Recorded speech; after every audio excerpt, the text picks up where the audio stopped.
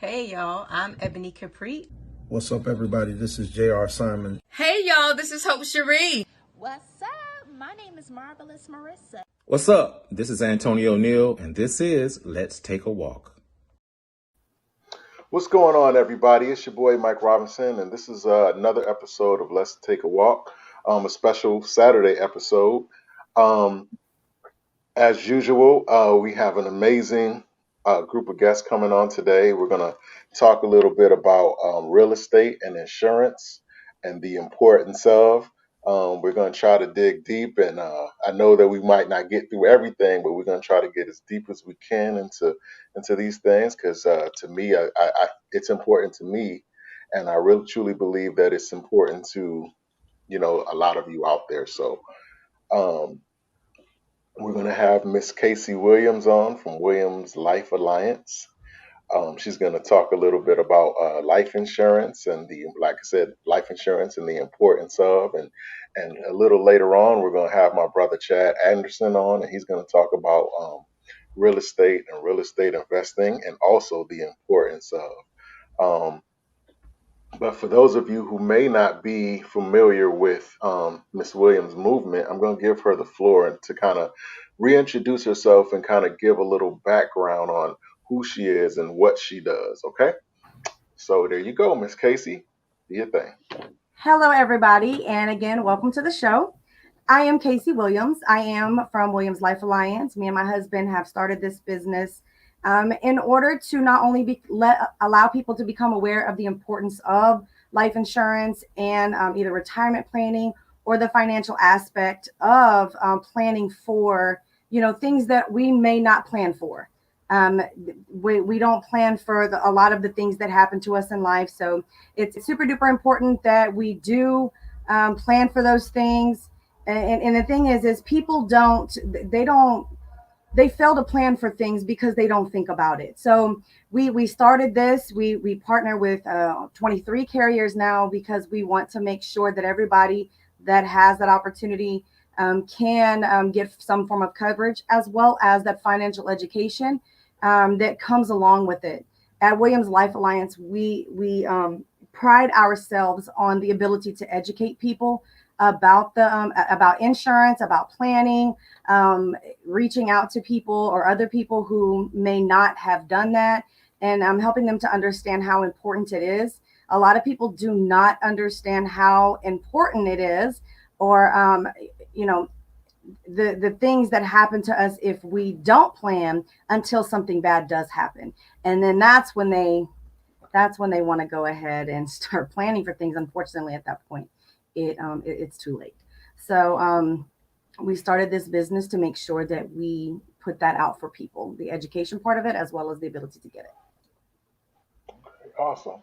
So life insurance, that's a subject that most people, well, a lot of people kind of shudder to talk about because it kind of highlights our humanity, our what do you call it? Mortality. That's the word I'm looking for. So have you found in your process in your business that people, is it hard to communicate with people or to even get people to talk about life insurance? And has it been a challenge just to be able to get people to want to talk about it?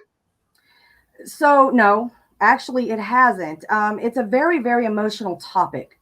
The thing about life insurance is it's really not letting people know that it's a necessity. It's helping them to understand the value of the necessity. So they'll talk about it, but see, the problem with that most of us insurance agents do run into is that they're scared of the sales tactic itself. There's a lot of agents out there that will give them something that they don't need or they don't want to pay for. It's too expensive. And so they've ran into that problem so much that that's really the problem itself.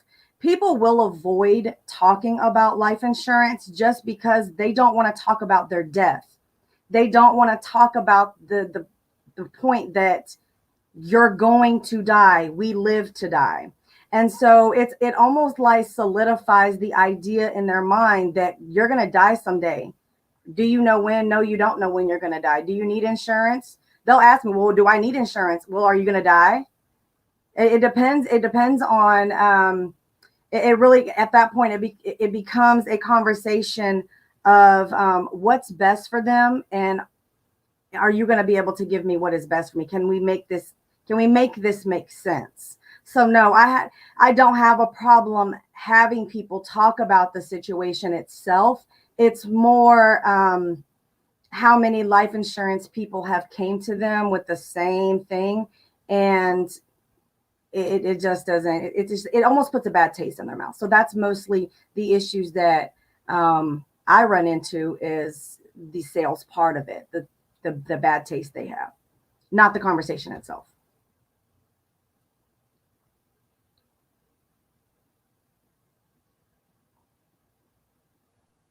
Mr. Anderson, can you hear me? Hey, Okay. can you hear me? Yes, sir. Absolutely. Okay. All right. Okay. Sorry, This is sorry for my tardiness. My son, his senior ball is tonight. So I'm actually, um at a friend's house. We were doing pictures, and he let me use his computer and things so I could just jump on real quick. So my apologies for. no problem at all. No problem at all. Um, what I've done is I've kind of like I gave Miss Casey the floor to kind of give a little background on what she does. So I'm going to do the same for you. For those of you who may not be familiar with Chad Anderson's movement and everything that he has going on, I'm going to give him the floor to kind of reintroduce himself, and like I said, give a little background on everything that he has going on. So there you go, Chad. Well, thank you. I appreciate it. And, and Mike, definitely appreciate this platform that you're giving everybody to, speak about, the things they do, the things they're into, their expertise and things like that. We definitely need this. So, everybody that watches live, or if they watch your page and everything, is definitely a blessing. So appreciate you, man. So, I've been in Absolutely. education for a long time. A very long time. And, then I got into real estate, just to cut the story short. So I got into real estate, and there's really not a big difference in between the two. It's in education, you're learning. It's an educational process. You're talking about skills and things like that. It's the same thing with real estate when you're working with clients. I don't care if they're buyers or sellers. Um, so my thing is just to really just help people understand and stay informed. So Mhm. when I got into this, that was like the bigger picture.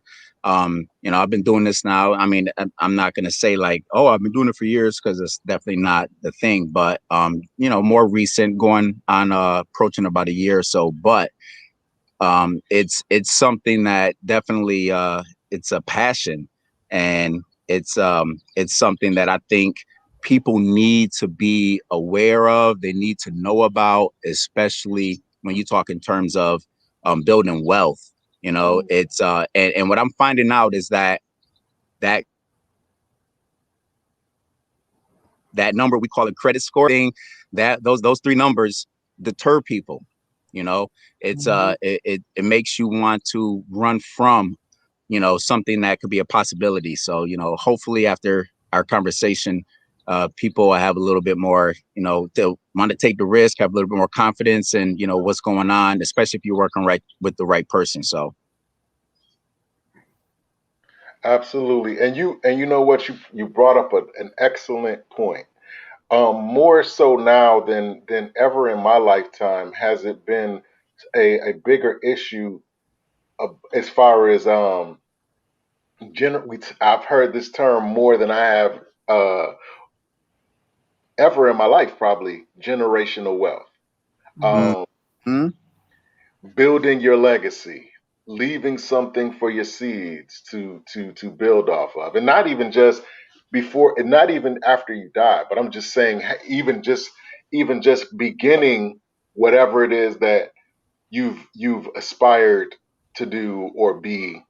this is the time to actually, you know, do that thing, to start the ball rolling and move that thing.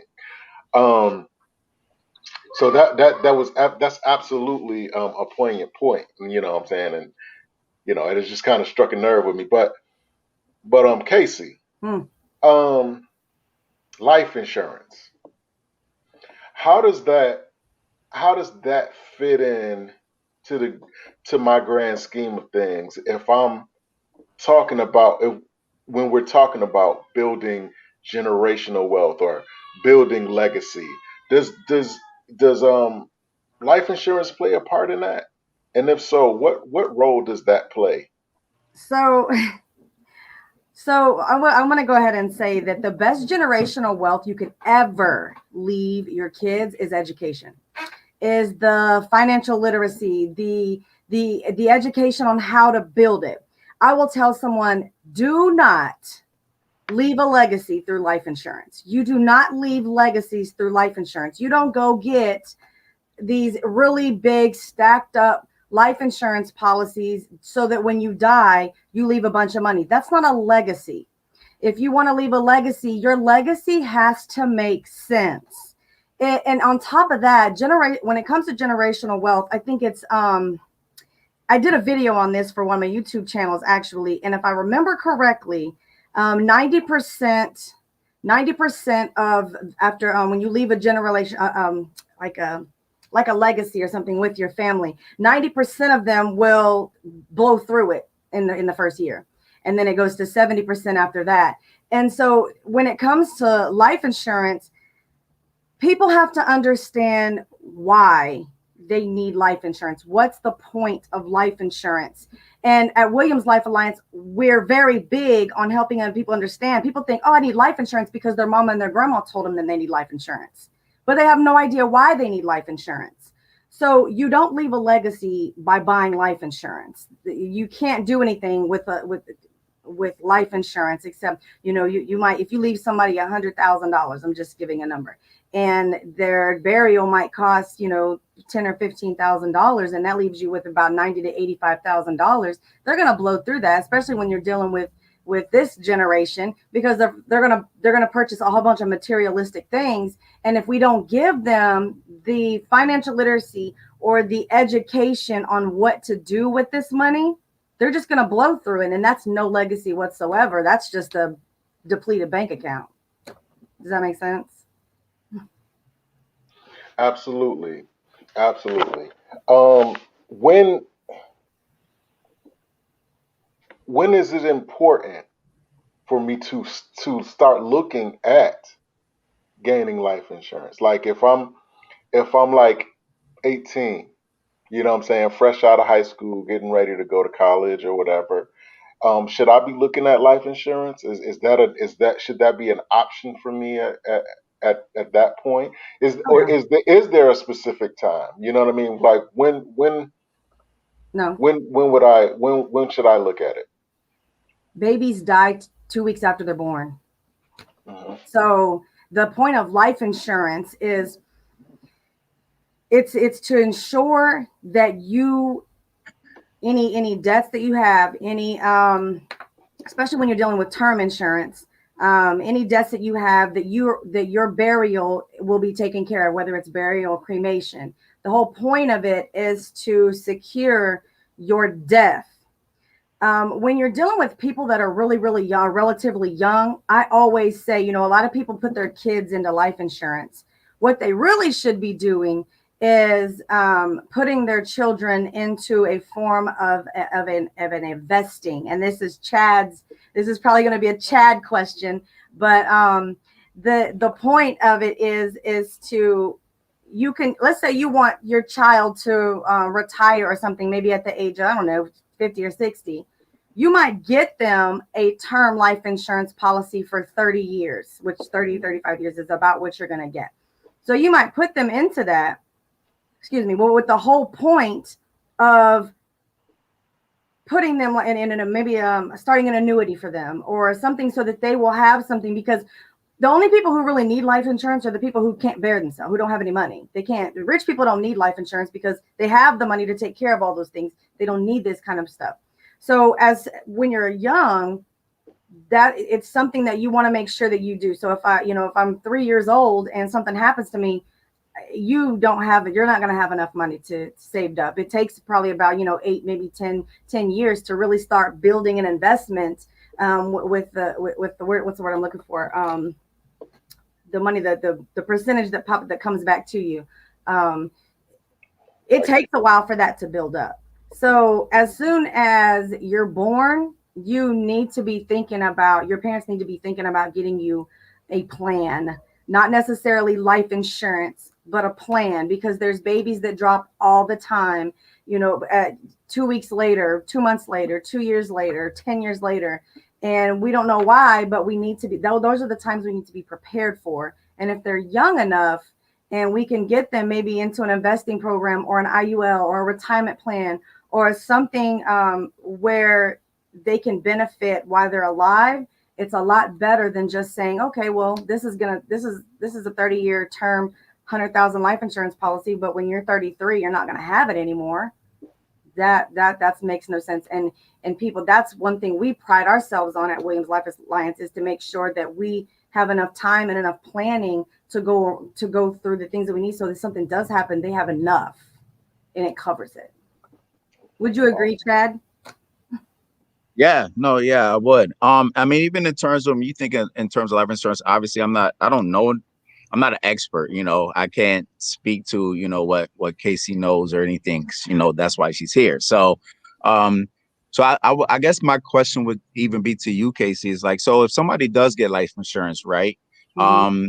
And, they use X amount of dollars for their burials and things like that, is there typically maybe money left over from something like that? Or is it, are all of the monies allocated towards, the burials and things like that? Oh Because, and no. my thing is, like, if we're talking about setting up a wealth for generations to come, and a parent decides to get life insurance or a policy on themselves and make their children, the beneficiaries, or whatever, or executive, whatever, however it goes, there's money left over, and then yeah, they can use some of that extra money to, if they're dealing with the right people, invest into land, invest into Yes. property, something like that. So when you think about life insurance and real estate or land in general, then yeah, they can definitely mesh together. So that's interesting that that came up, because you can, in my opinion, set up your family in years to come with some sort of just something. And if the right pieces are in place, the right people are there to help them navigate that, that financial process for, how to invest the rest of this money and not blow it. Because Caicy, you make a good point on, I might get this money and then they might start, oh, make it rain everywhere, and That's next what thing they're you gonna do. know, it's like, it That's boggles my exactly what they're mind gonna when do. you see some of those stories about people who hit the lotto for millions and now they're broke. I'm like, why can't that be me? Because I will not be broke. I promise you that. Right. So, people come into these situations, and if they have the right people and right pieces in place that could really help them, give them that guidance, then yeah, so. They do. And I mean, people can get, your primary question. Um, People, let's say they get, they have a whole life policy or something, and it's like, $30,000, their burial cost them 10, and they have $20,000 left over. Yeah, it's going to be divided amongst the beneficiaries, and then the beneficiaries are going to be able to do whatever they want with that money. I mean, there's nothing that says they have to spend the money that they get on anything. The money just has to be primarily used for the burial or the cremation, or maybe the cremation. I mean, they might spend only $2,000. Now you got Wow. $28,000 for people to spend. But see, it goes back to the generational part of it, the generational wealth or true education.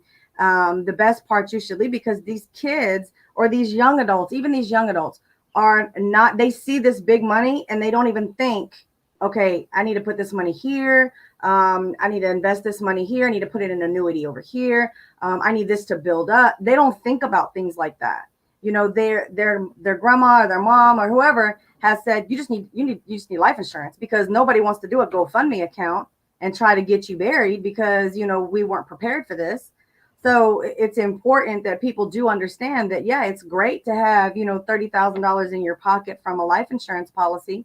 But if you don't do anything with it, you're going to have nothing to show for it. And you're going to look like an idiot. And then it goes back on your parents. Like, why didn't your parents tell you this?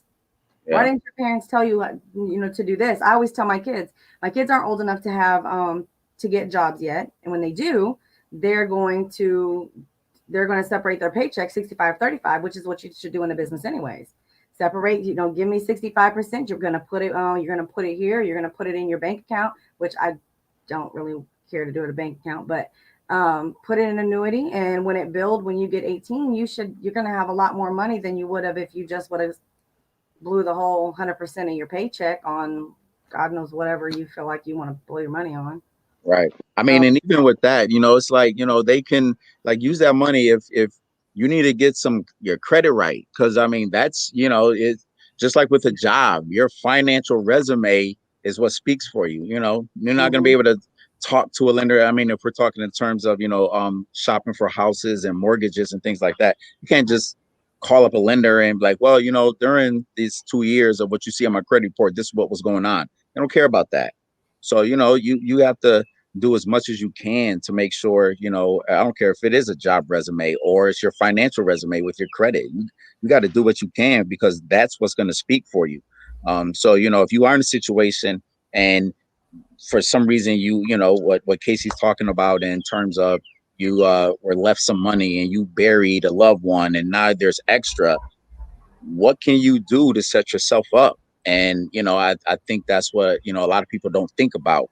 So, you know, we got to start thinking on a whole different level in terms of like when you talk about investment and I don't care if it's real estate or, you know, or life insurance stuff, like what is, you are the investment. How are you investing in yourself? You know, and what you're trying to leave, you know, when we talk about legacy and things like that. You know, I'm 46 now. I wish I would have been on this type of mentality back in my 20s or something like that, you know? So, and I just didn't know. I didn't know any better, you know? So, you know, now there's things in place, and if you really want it, it's out there. So, and that's like my main thing. When I say you deserve it, so let's get it, I mean it. You know, like you deserve it. It's there. So there's no reason, no law saying you can't. So let's get it. But it takes a lot of effort on the individual. You know, when we talk about, you know, athletes, basketball, football, track, whatever, you know, they get to the level they get to because of the type of discipline and training that they put in for their craft. They're investing in themselves. This is no different. Right. You know, you're investing in yourself, but on a different level, on a financial level, you are your biggest investment. So you should take it very seriously, and set yourself up, whether it's yourself or, you know, generations to come. Right, I agree with that. And self-discipline is probably one of the biggest qualities that we definitely want to teach, whether, you know, it's our children and also to ourselves, because self-discipline is the ability to do something you know you need to do, but you don't want to do it. You don't want to do it, but you know you need to do it. And that's self-discipline. So we may necessarily not feel like saving this amount of money, but we need to, you know, or we don't feel like taking that, you know, $15,000 left when your, you know, grandma got buried and going and putting a lump sum in and invested into an annuity. I mean, I tell people all the time, they put stuff in banks. Please don't do that. The bank is going to do exactly what you should be doing, which they're going to invest your money somewhere else. They're going to get that 3 to 5 or 8% turnaround. And they're going to give you the $10,000 you save, but they're making money off of your money. And that's how banks make money. That's all the time. Don't save it there. Let's put it, you know, in an annuity. Let's put it in a Roth account. Let's put it somewhere where it can build.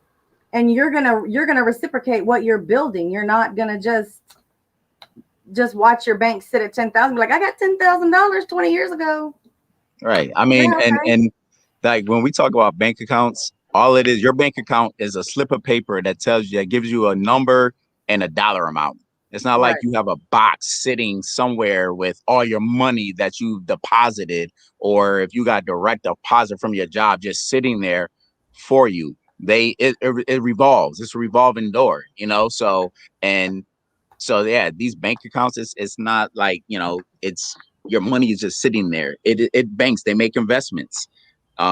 And they use your money to make those investments. They're on the Mhm. stock market. They're taking your money and giving people loans for homes, loans for Borrow cars, money. things like that. So, and those who are buying cars with those loans, buying homes with those loans, with the interest rate, paying the bank back so that your money is guaranteed by the FDIC, Right.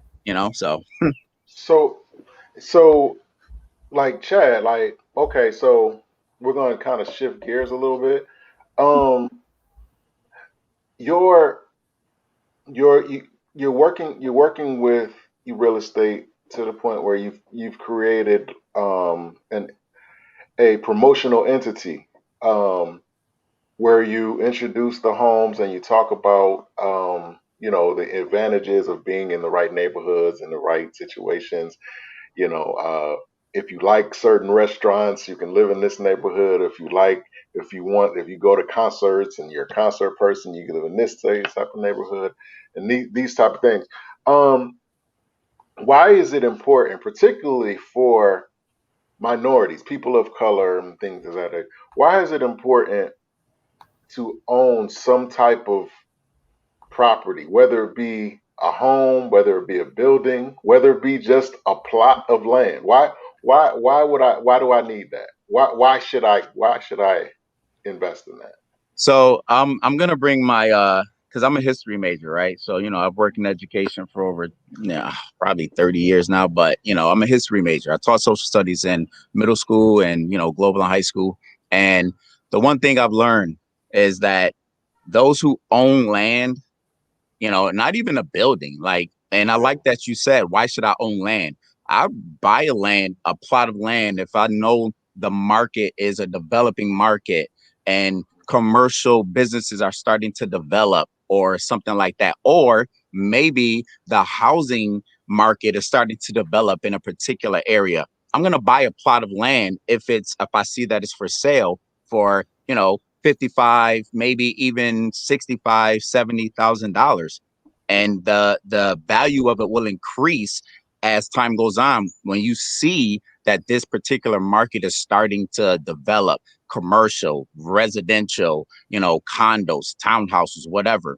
So by doing that, let's say $70,000 investment into that plot of land, and it just gets, manicured every couple of weeks when it's nice out and nothing is being built. And people are wondering, like, okay, what's going on with that? So, when things start happening, if a developer decides, well, who owns this? Let's, see if we can either whether you want to sell it or lease it out. You've created again, wealth for yourself. You're investing. I mean, it's no different than if you follow stocks. If you are wise and you're hip to the areas that are the ones that are the coming up areas, I don't care if it's commercial, I don't care if it's residential, whatever it is. If you notice for some reason that a particular area's trend is doing this, Mhm. if there's a land available, buy the land. It doesn't need to have a building on it. It'd be better if you bought the land because of the fact of what can become in the long run. If you are just looking to buy a home, pay attention to the market. Right now we know it's a seller's market. That's not a secret, and you got people who are getting anywhere from 20K up to $100,000 over asking price, right? So you just gotta pay attention to the market that you're buying in. Are you going to get a return on investment after when you decide to sell? Given the current prices and things like that. So you got to be really wise and savvy about what you're going to buy. If it's your forever home and you're not worried about the price point and what it ends up selling for, fine, have at it. But if you think you're going to possibly move in the next 5 to 8 years or something like that, and you're spending almost $60 to $70,000 over asking, you got to start thinking about, what am I going to get in my investment? You know, you don't just go out there and buy a home just for the sake of, oh, it's everybody wants a house and it's a seller's market. And oh my God, I've been looking and I need to get a house. And you bought this house. And when it's time to sell, if the market in that area is not doing this, you need to really think about, you know, where are you putting your money? And again, I'm not saying do not buy wherever it is you want. I'm just saying if you are thinking about getting something in return, you know, just kind of dig a little bit deeper. And it takes a little bit more work on the part of the buyer and the realtor they're working with to really understand what's going to happen with that investment. If I choose to buy, you know, a property that's going, you know, anywhere from $30,000 to $60,000 over asking price, is it going to be worth it in the long run? You know, if I decide to leave in 8 years, if I'm gonna be there for 15 or 30 years, then all right, it's whatever. You know, I'm not concerned about the price. However, if you're looking to buy something that you eventually want to, you know, turn around and sell to get the equity out of it, you got to be looking at the price point. You got to be looking at, you know, what the loan is going to be for, and you know what's going to happen to the market. We can't predict. The market is you know, it fluctuates. You know, so it's not like I can sit here and say, oh yeah, next year the market's going to stabilize. It's going to balance out. I can't say that. And I'm not going to say that, you know, I can't predict that. But if you look at trends and try to, you know, kind of draw conclusions from those things, like critically analyzing data, basically, to determine, is this going to be a good investment? Is this going to be a risky investment? Or, you know, do I not care about it because I'm going to be here for the next 20 years, so it's okay. And if I sell it and break even for what I bought it for, that's good. That's still a win-win. So, you know, you just don't want to take a loss on whatever it is you decide to purchase. Okay. Well, okay. And with that being said, I got a question for both of you. It's the same question, but I feel like it applies to both areas. Um, like you mentioned, how it's kind of likened to the stock market. Buying in a certain season, buying certain things in a certain season, buying at all. You know what I'm saying? It's a kind of a shell game. It's kind of a risky endeavor. But there's always I guess competition, for lack of better words. So does that apply? Oh, well, Casey, for this question is for you. Does that apply in your industry too? Like, is there, as a person who might be in the market to get some type of life insurance, is there a time of year, or is there a season? Is there a season, that some seasons that are better than others? Should I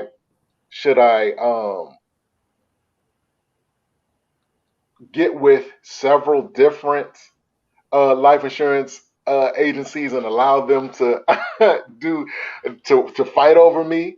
Um, I mean, it does it work kind of work that way? In that industry as well. No, not necessarily. You don't. So the only reason I would, okay, and take this, I have no problem being honest with people, like none. And what I mean when I say that is, if there's another carrier that I don't have that would work better for you, I have no problem sending you to that person, because that's not what we got into this business for. I'm gonna tell you the reason I started this business was because I was seeing that there were people who had certain insurances that they didn't need those insurances. And what I mean is there's insurance for really healthy people and there's insurance for really sick people. And I was seeing a lot of people being given really sick people to real insurance to really healthy people.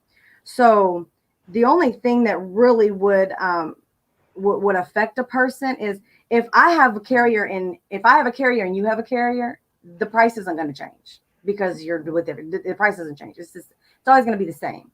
We all use the same tools to be able to write the policies. It doesn't matter. I mean, you might click with somebody better than you at one company than you did another. But as far as the pricing is concerned, no, there is no season for that. When it comes to age, that's different. Insurance is the transfer of risk, meaning that the insurance company takes a risk on insuring your life when they have no idea, just like you don't, you have no idea when you're going to pass away.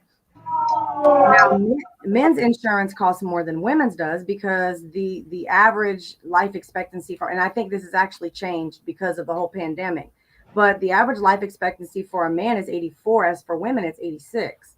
So that's why women's insurance is a lot less. The only thing you really want to do when it comes to insurance is get it as soon as possible, because every single year that you get older, the price is going to go up because you're getting closer to your life expectancy. Now, yeah, there's plenty of people that live past the age of 84, 86, but we don't know that. Nobody knows that. We don't know when that time is going to come. So there is no season like, fall, winter, spring, summer, or January through December. There's no specific season to get life insurance.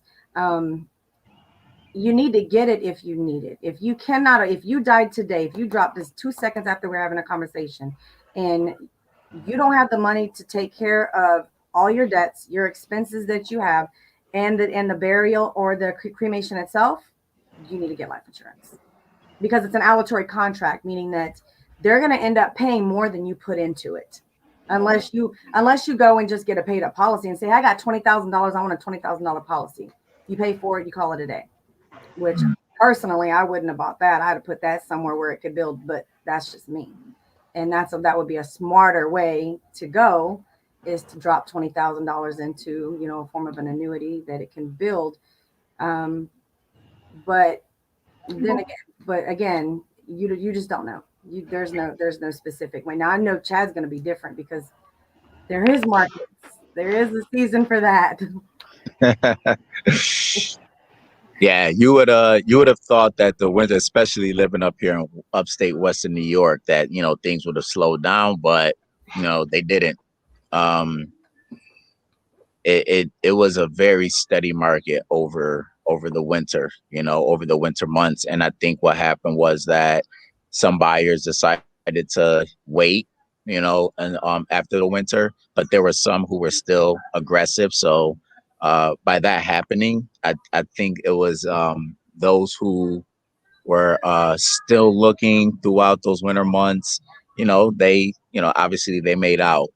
It lessened the demand, even though the demand was still high. Don't get me wrong. It was definitely still high, but I do know that there were people who decided to pause for a little bit as the winter went on and things like that. I think some people just don't like the idea of having to move. What if we close in January or we get a snowstorm and now we got to move? And, so I think there's, other factors as to why people decided to, put a pause until after the winter. But it Rochester actually, when I first started posting stuff, and I created my Facebook and everything, Rochester was number 6 nationally in terms of real estate markets. And just recently, in the past month and a half, I think past month, Rochester, like this real estate market here has gone up to like 2, so we have a really good market here. And I actually, I have an app on my phone that's connected to the multiple listing systems. And if I pull it up and I just move it around, all of the houses that, if they're listed through the MLS, it will pop up. And there is a lot of houses that have now, sellers have decided to put their homes on the market. So, I give this analogy. I mean, don't get me wrong. It is a seller's market. It will probably still be a seller's market. Again, real estate, it's crazy, right? It goes up and down. So, don't quote me on that. However, just looking at what we're looking at, it's like, we know the earth rotates, right? But do we feel it? Not at all, right? And I feel like that's what's happening in terms of like real estate in the markets. Things are starting to eventually balance out, but you don't necessarily see it, or interest rates. I've seen interest rates, people get approved for a mortgage loan with interest rates that are, touching 4%. Though, and again, there's still some that are low as 2.37, 2.8%, things like that. However, they are starting to creep up a little bit. So, people just have to be a little bit wise to that. And just know that these things are definitely starting to happen. So, again, my analogy is we know the earth rotates, but we don't feel it. So, and again, the now that spring is here, you're going to see buyers are starting to come back out, or you're going to see more inventory on the market. But again, it's still low inventory. It's still a seller's market. But when I look at my my app and I see the number of green little, balloons and bubbles that talk about houses that are now on the market, it's definitely has gone up. So, I don't sugarcoat or anything like that. I'm definitely not going to talk about anything I don't know about. And, I'm going to give my opinion about things and how I'm analyzing things. So, but I'm not going to say I'm don't take my word as Bible though. Okay. Okay. All right. Okay, with this being said, this question is for both of you. Do you, in your opinion, particularly Chad, you and I, we grew up, you know, in Rochester, which is a fairly large city, Yeah. you know, and especially when you talk about Brighton and Gates and Greece and all these other smaller entities that they consider Rochester too. You do you and then with Caicy being in a smaller, more condensed area, do you think um Needle compared to New York. do you think that there are enough educational entities available for young people to kind of get a sense of the importance of investing, the importance of life insurance, the importance of real estate? Do you think that there are enough um, resources? Is there enough being done to educate inner city youth? Um, the no offense, the small town youth. Is there enough resource available for them? To gain an understanding of the importance of investing and having all these things available to them. Not to mention, the fact that when you bring race into the situation too, um, that brings on a whole nother dynamic too, right? Because if I'm a kid from 194 West Side 194, um, and I didn't grow up with a silver spoon in my mouth. My mom works two jobs. You know what I'm saying? Growing up with a single parent. My mom works two jobs, so everything that we get, is allocated for something. And then all of a sudden, I get a windfall of money. Can you fault me for wanting to buy some Jordans for the first time in my life? Wear get some jewelry, buy a nice car. You know what I'm saying? Can you fault me if I'm ignorant of the whole investment thing? Making my money work for me. Um, Going back to my original question, do you think that there is enough resource for available to the youth and young adults? Nope, you can't fault ignorance at all. The thing is, if you're ignorant, it means you don't know. Period. Doesn't mean you're stupid or you're dumb. It just means you're ignorant. You don't know. So the thing is that I don't fault the children who blow all their money. I fault the parents who didn't tell them not to do it. Or I fault the people who they were aroused, because a lot of kids, they don't have their mom or their dad or whoever raised them didn't tell them that.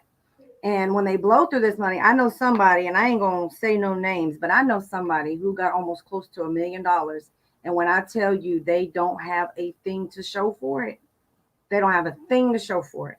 And I mean, they're still renting, and their car, and from where I'm from, it was a hoopty. Okay. And that's ridiculous right there. So there isn't enough, and this is a problem because I was also a mentor for young kids, being where I come from. Um, I always wanted to mentor to kids because it's important. There you go back with our generational wealth. It's important that they know what we didn't know as kids. And the problem that's going to happen is this. They call me Miss Williams, this Miss Williams, and her life learned lessons. And when I would go and substitute in classes, I would teach these kids all kinds of things. Here's the problem. They're going to go home to the same environment that they started off with.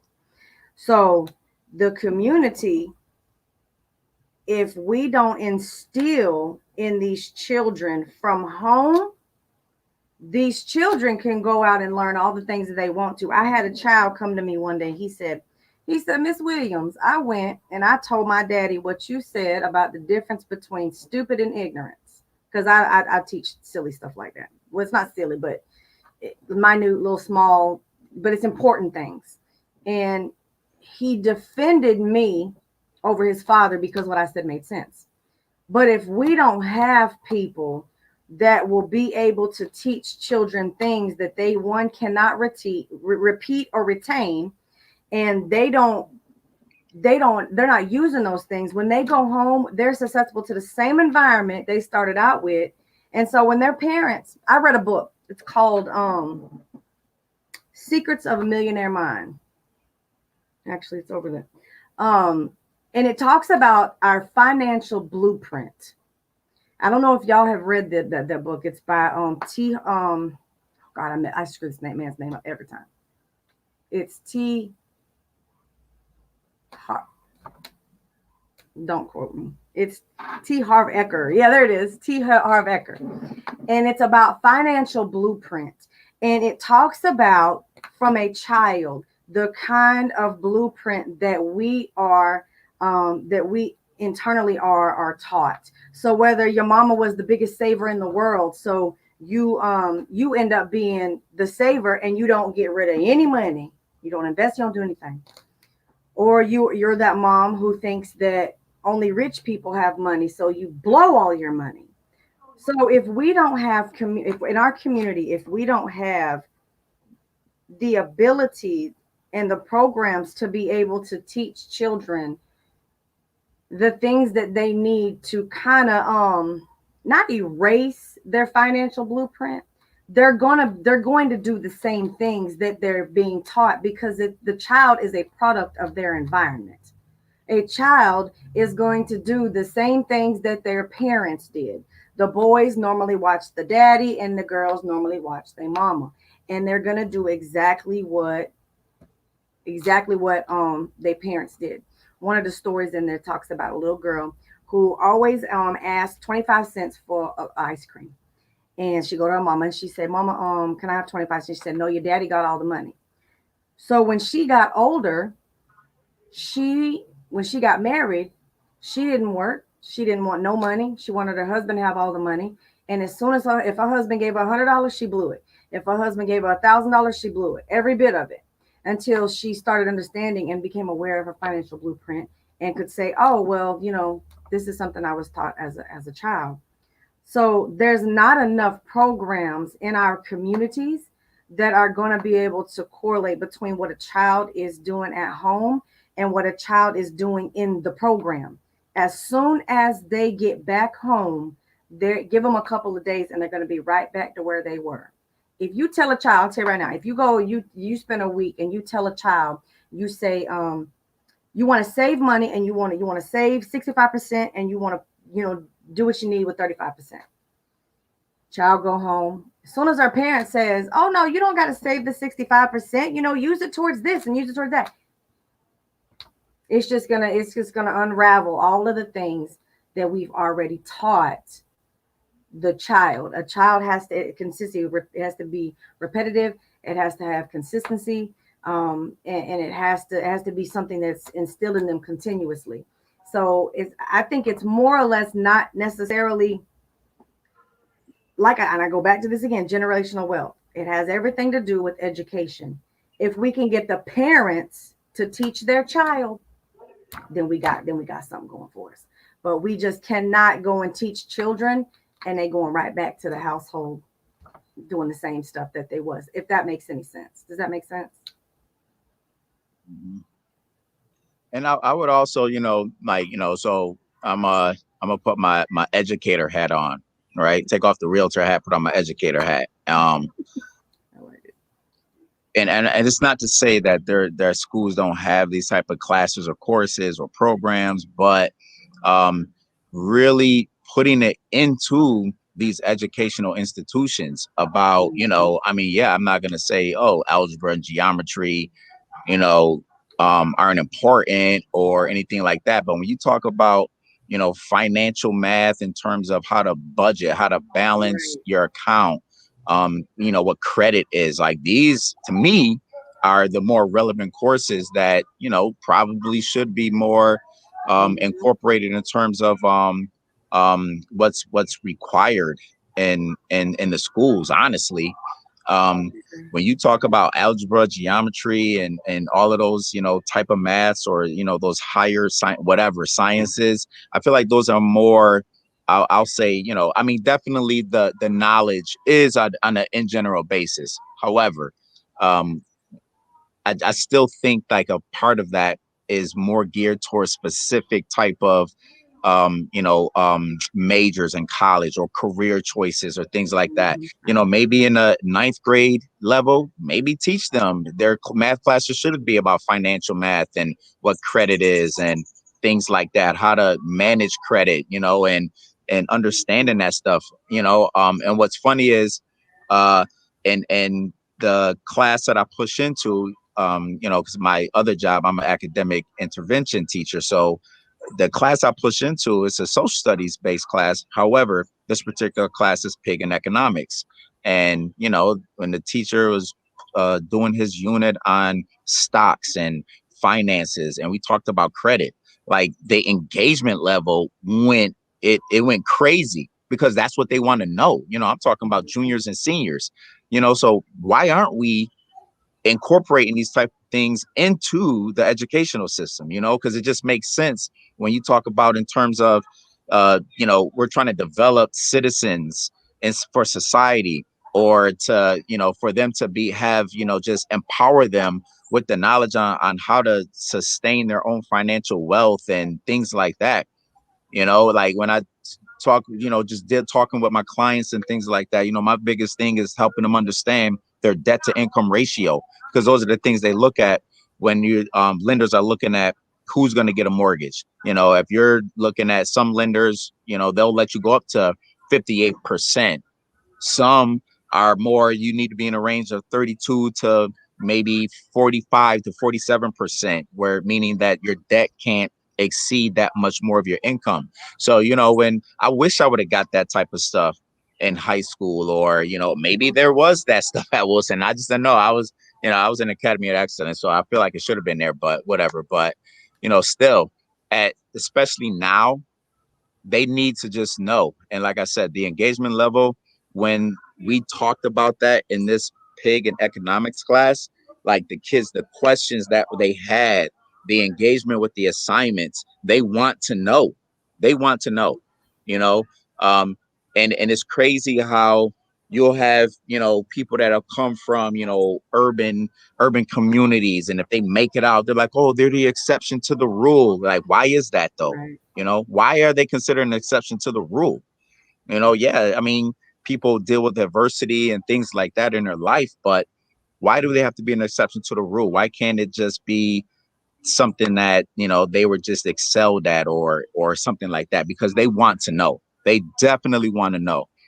So I think trying to incorporate financial math, and like I said, I'm sure some schools have these type of courses or classes or curriculums, but I think they need to be more forefronted, you know, even at a state level, you know, uh, if we're talking about, because we as consumers, we drive economy. right? Supply and demand, simple mathematics, right? Supply and demand. We want it, demand is there. We drive up prices, we lower prices. Everything depends on us. Even with the banks and mortgage loans, they need our business, and I feel like, people are scared of banks because, oh my God, they're not going to give me a pro. Da, da, da. Look, they want our business. They need our business. They make money off of us. So, and the more you are in control of your credit score, your finances, the more you have control of these financial institutions who are making money off of us. They need us to make money. So, again, invest in yourself. And then when you go out there, it's other people's money. It's not OPP. It's, it's OPM. We talking other people's money. You don't need to have thousands of dollars to get into real estate. If your financial resume is solid and you know how to leverage money, you can build wealth. And then that's all. That's it. Does the thousands help? Of course it does, but you don't need it. And it's just all about, people want, but then be real with yourself and your situation though. You can't want that, that nice home with the, concrete countertops or, jacuzzi tub bathroom, but your financial history is jacked up. You can't be mad at systems or things like that or anything like that if you're not doing your part. If you're doing your part and you still getting screwed over, that's a different story. If you're not handling your business, you can't be mad at the system. Like, take care of you first, and then pimp the system. That's what I call it, pimping the system. I think we have to take charge in our Black communities, because the thing is, the school don't this it's like Common Core is set up to what's the word I'm looking for? Discourage our children, because this, like you were saying, the math that they do. When I tell you, I snatched when my son was in 6th grade, I snatched him out of school, because the stuff they're teaching them is almost backwards. It's almost like discouraging, because then you're like, well, what are they doing? My kids think I'm weird because I teach opposites. I made up this thing and it's just whatever, but it works. Because it was a lady in our community that she used to go around and she would give out like food, like she would sell food, but she was always getting the kids, because if it costs $2.75 and they give her $3, she kept the change, and so we created opposites where our children would know the opposites. I'll tell them, well, what's the opposite of 33? And then they could tell me that the opposite of 33 is whatever it's like my husband says I'm weird when I say it, when I'm trying to explain it, but 50-50, 41-59, like, what I'm saying, opposites, so that the kids know how to count change. It's small things, but it's basics. Like the GED, I want to say it was at a 6th grade level, but now I think they've moved up to an 8th grade level. That the basic education is 6th and 7th grade, 8th grade level, but they're still going to school teaching them all this like biochemics and all this stuff that's really unnecessary. Like, I don't know how many kids go to school, and I'll say, baby, what you going to school for? And they'll be like, Miss Williams, I'm going to school for business. But why? And they can't tell you. There's no guidance is the issue. And we don't have, in our communities, if we don't have anybody that's going to educate them or say, hey, let's form a group and let's teach these kids the things that they need to know, and not that the schools or the government is just being like, well, we're just going to teach them that. There was a lady that said, it doesn't matter. They were having a meeting in the government about Common Core, and she said, it doesn't matter whether they get the answer right as long as they understand the concept.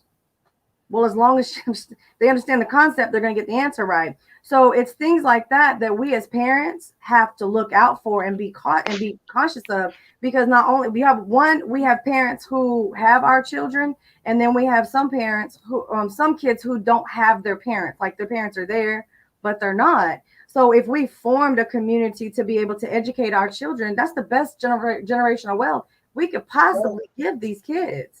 It's the best possible. It's It's setting them up for their future. It's setting them up to understand this is what you need to do to be successful. You shouldn't have to call me, Mama, my light bill is my light bill is gonna get my lights are gonna get cut off. You shouldn't have to. Had I educated, we had me and my husband educated our children right, not to put specific things as a priority. And so, to answer your original question, Mike, we don't have these programs in our communities that'll tell children what is necessary. I don't know how many people I come across and they'll say, "Do I need life insurance?" And my next question is, well, do you have the funds? If you was to die tomorrow, do you have the funds to cover it?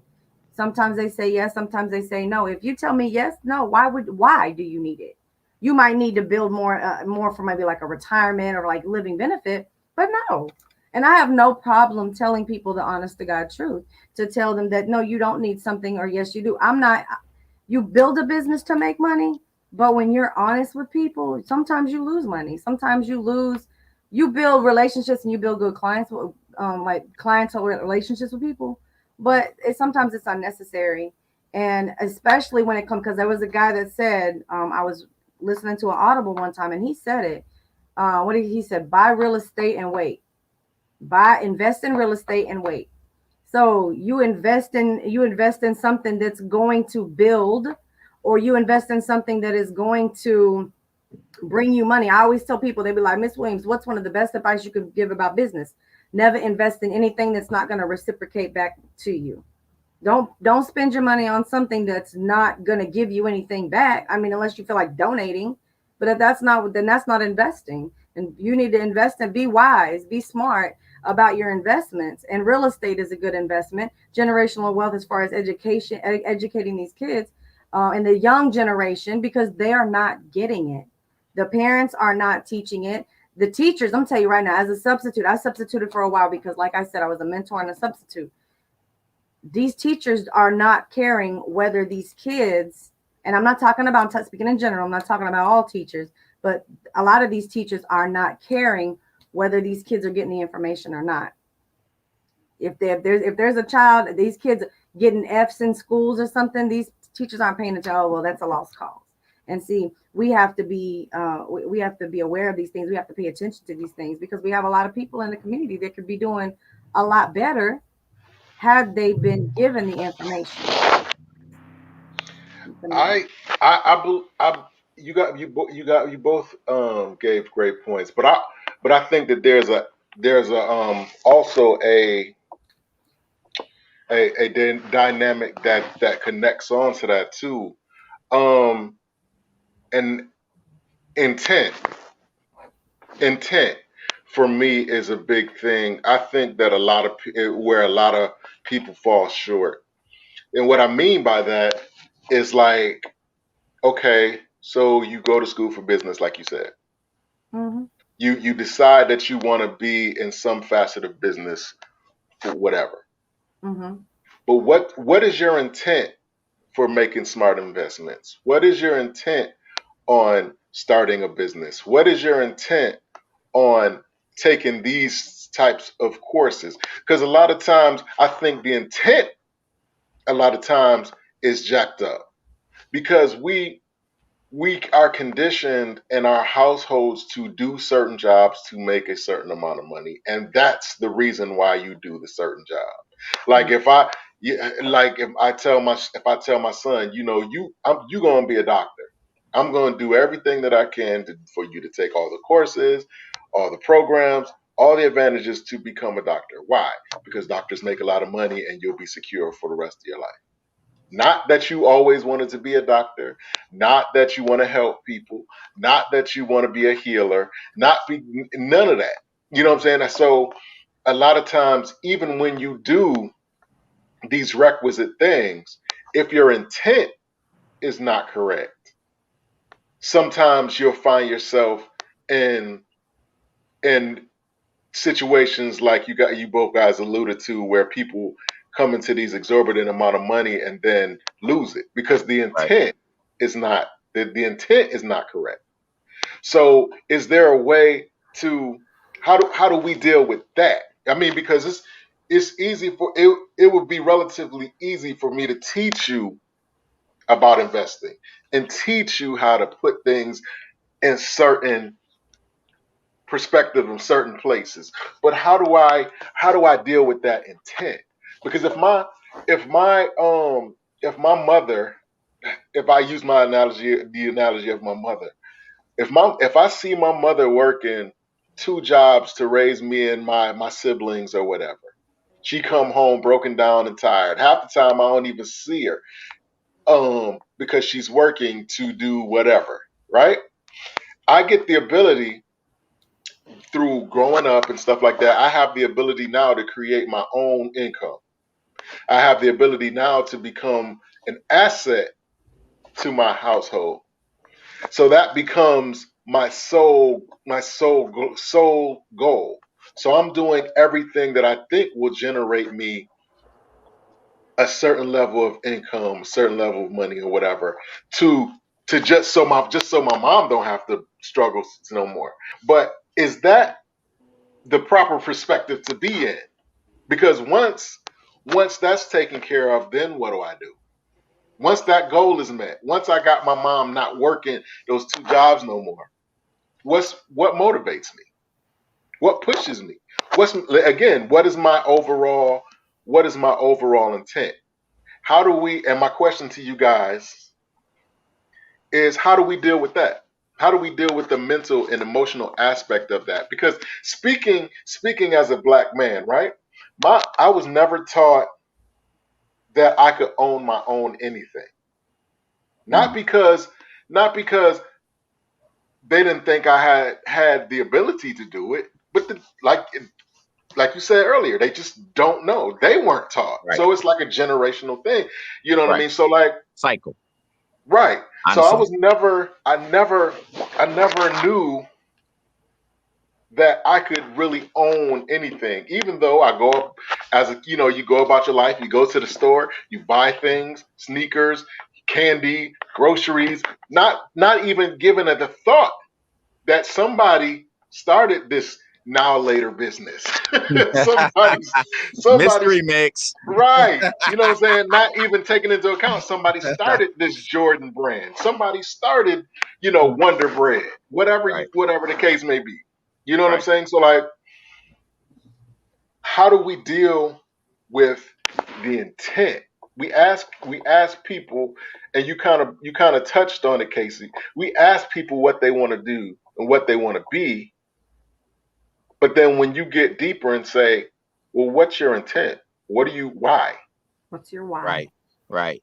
Mike, you bring up a good point though, because it's like we're told, go to high school, get your diploma, go to Mhm. college, and get a degree and get a good job and blah blah blah blah. It's the American way. Yay. No, Yeah. no, no. Right. Because like you said, you're like, oh, you need to go to school, you need to be a doctor, you need to be this, you need to be that. But what if that individual, that child, is ridiculously good with mowing grass and Yeah. shaping bushes Yeah. and things like that, and laying mulch and can pour concrete, or and make a patio look ridiculously beautiful, but you're trying to make them go to school for something they don't have a passion for, right? Mhm. So when you talk about intent, and you bring up a good point. It's like you have to really, really, again, we're investing in ourselves. Investment starts with yourself.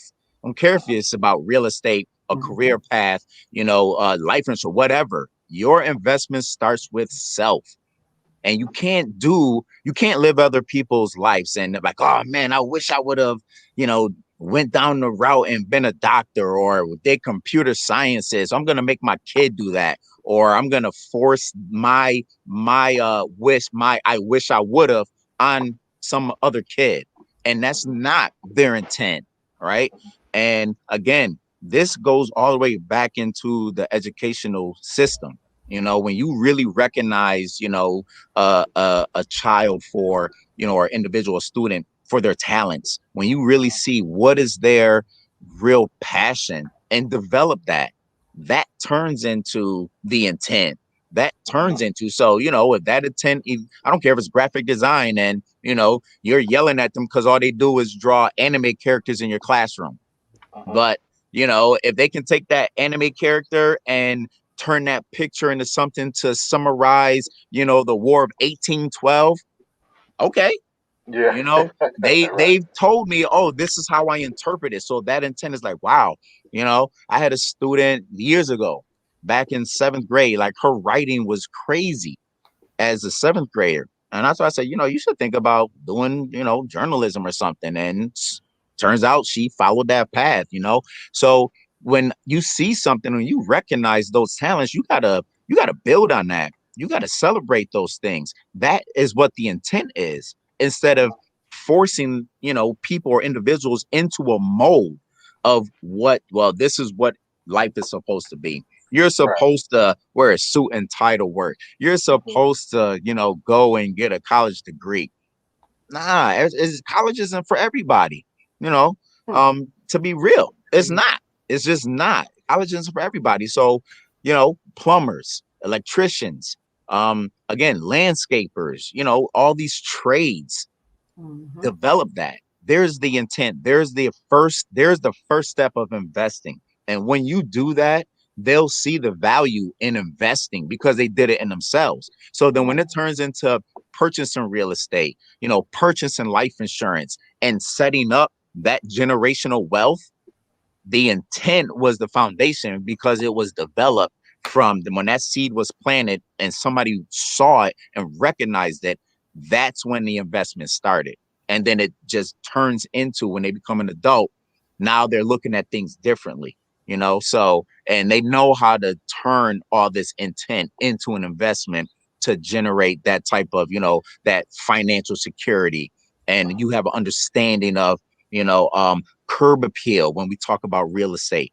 You know, just spending $3,000 to $5,000 to flip your bathroom, or maybe they get into flipping houses and now they know how to, you know, um, invest wisely, and you don't have to go crazy with countertops and cabinets or anything like that. But you have an understanding on what investing is, and you flip that and you turn these into profits. You turn this into wealth.